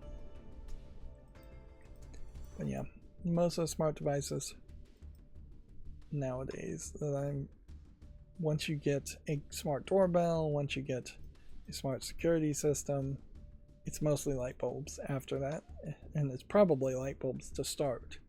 Anyways, Zigbee light bulbs in particular is what I would recommend to most people. Tuya still feels like it is the best choice, just because you want more devices cheaper than getting locked into more expensive systems like HomeKit. Whereas if you're big on Apple, maybe HomeKit still makes some sense, but you're going to pay through the nose for that if you go with HomeKit. Matter as a standard still has not established itself well enough, and that it doesn't support enough. Matter over Thread in specific, which would be the protocol that technically I would recommend, has not established itself anywhere good enough to justify recommending Thread devices, of which there's very few, over Zigbee devices, which is what I do recommend. And in many cases, if something is plugged in or wired directly into the wall, it's still going to be Wi-Fi, so you're going to have a fairly large amount of Wi-Fi devices too. That's why Zigbee bulbs in particular can help offset that and not eventually collapse your Wi-Fi network with too many clients at once. Somebody around my house installed a mini split air conditioner that has Zigbee functionality, and one of the things about Zigbee is it doesn't have any security on it, so every time I go to add a device, it sees that air conditioner, which at some point I may just get frustrated enough and claim it as my own and control it as my own. I wouldn't really change the settings or mess with people, but it would help it just prevent it from broadcasting, just to squat on it. And then they would have to figure out how to go and reset the Wi-Fi if they were ever going to try and connect it, or in this case the Zigbee, but I imagine they don't even know it has the smart function in there, or they don't have a Zigbee bridge, which is probably the real case there. Now we're going back to April 7th, so at this point almost all of these are probably things I've already seen, so I probably should just burn through the rest of these. But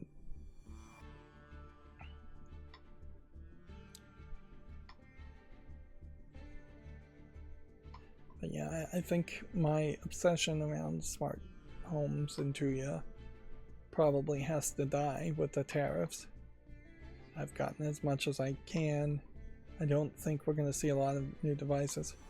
Now weirdly, I had a project that was potentially going to rely on a cheap Chinese ESP32, the Xiao Seed Studio ESP32, and had I actually gotten to the point where I'd finished that project and made it an actual sellable product, which is what I was going to do, and I may very well get back to it at some point, but I'm not expecting to anytime soon, this whole tariff thing would have affected me as much as it would have affected any other seller quite badly. That being said, it's still going to affect me just as a consumer, so I don't know if much would have changed there.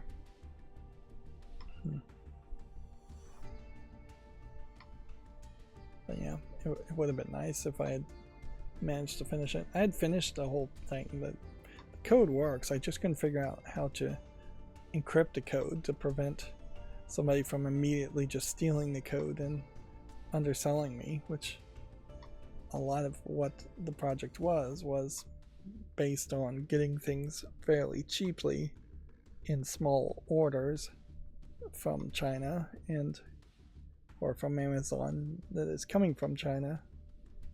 So yeah, what would have wanted to been like a $50 project, if all of a sudden it's a $100 project, it's just going to be out of the realm of possibility. There's one device in particular that people probably want, business people probably want, as far as a cheap conference room calendar type thing that you can stick on doors to say who's scheduled this conference room and like meeting like that, and just have calendars and schedules on it. But to have like a screen, probably an e-ink screen to save battery life, is still way too expensive for what you want. And there is a device like that that is available, but it's like $100 a screen.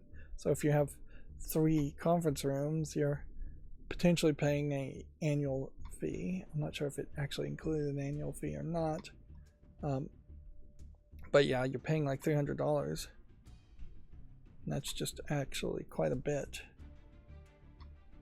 for something that can be replaced with just a piece of paper being printed out and a piece of tape being stuck on the door, which is the old-fashioned way to do something like that.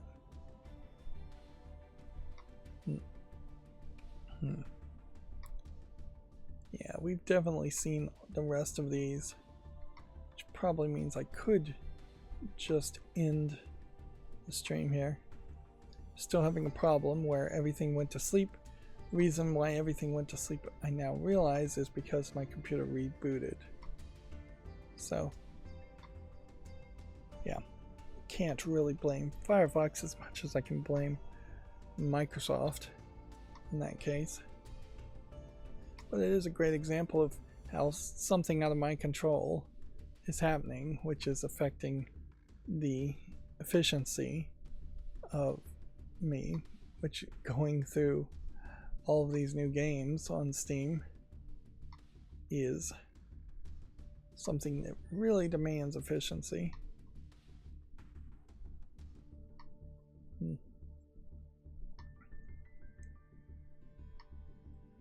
And I think I've kind of run out of things to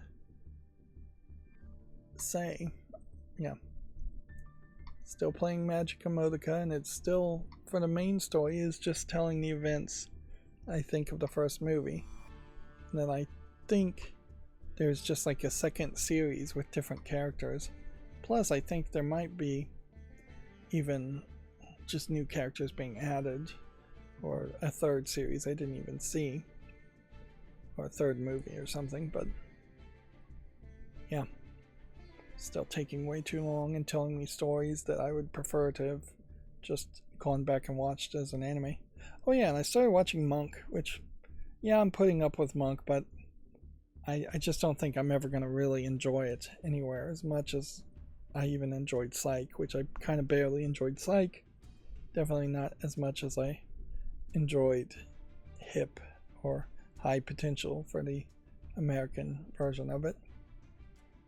Okay, well, I'm a little surprised that I even managed to go through all those games in 30 minutes, so I am getting fairly quicker in this whole process, it feels like.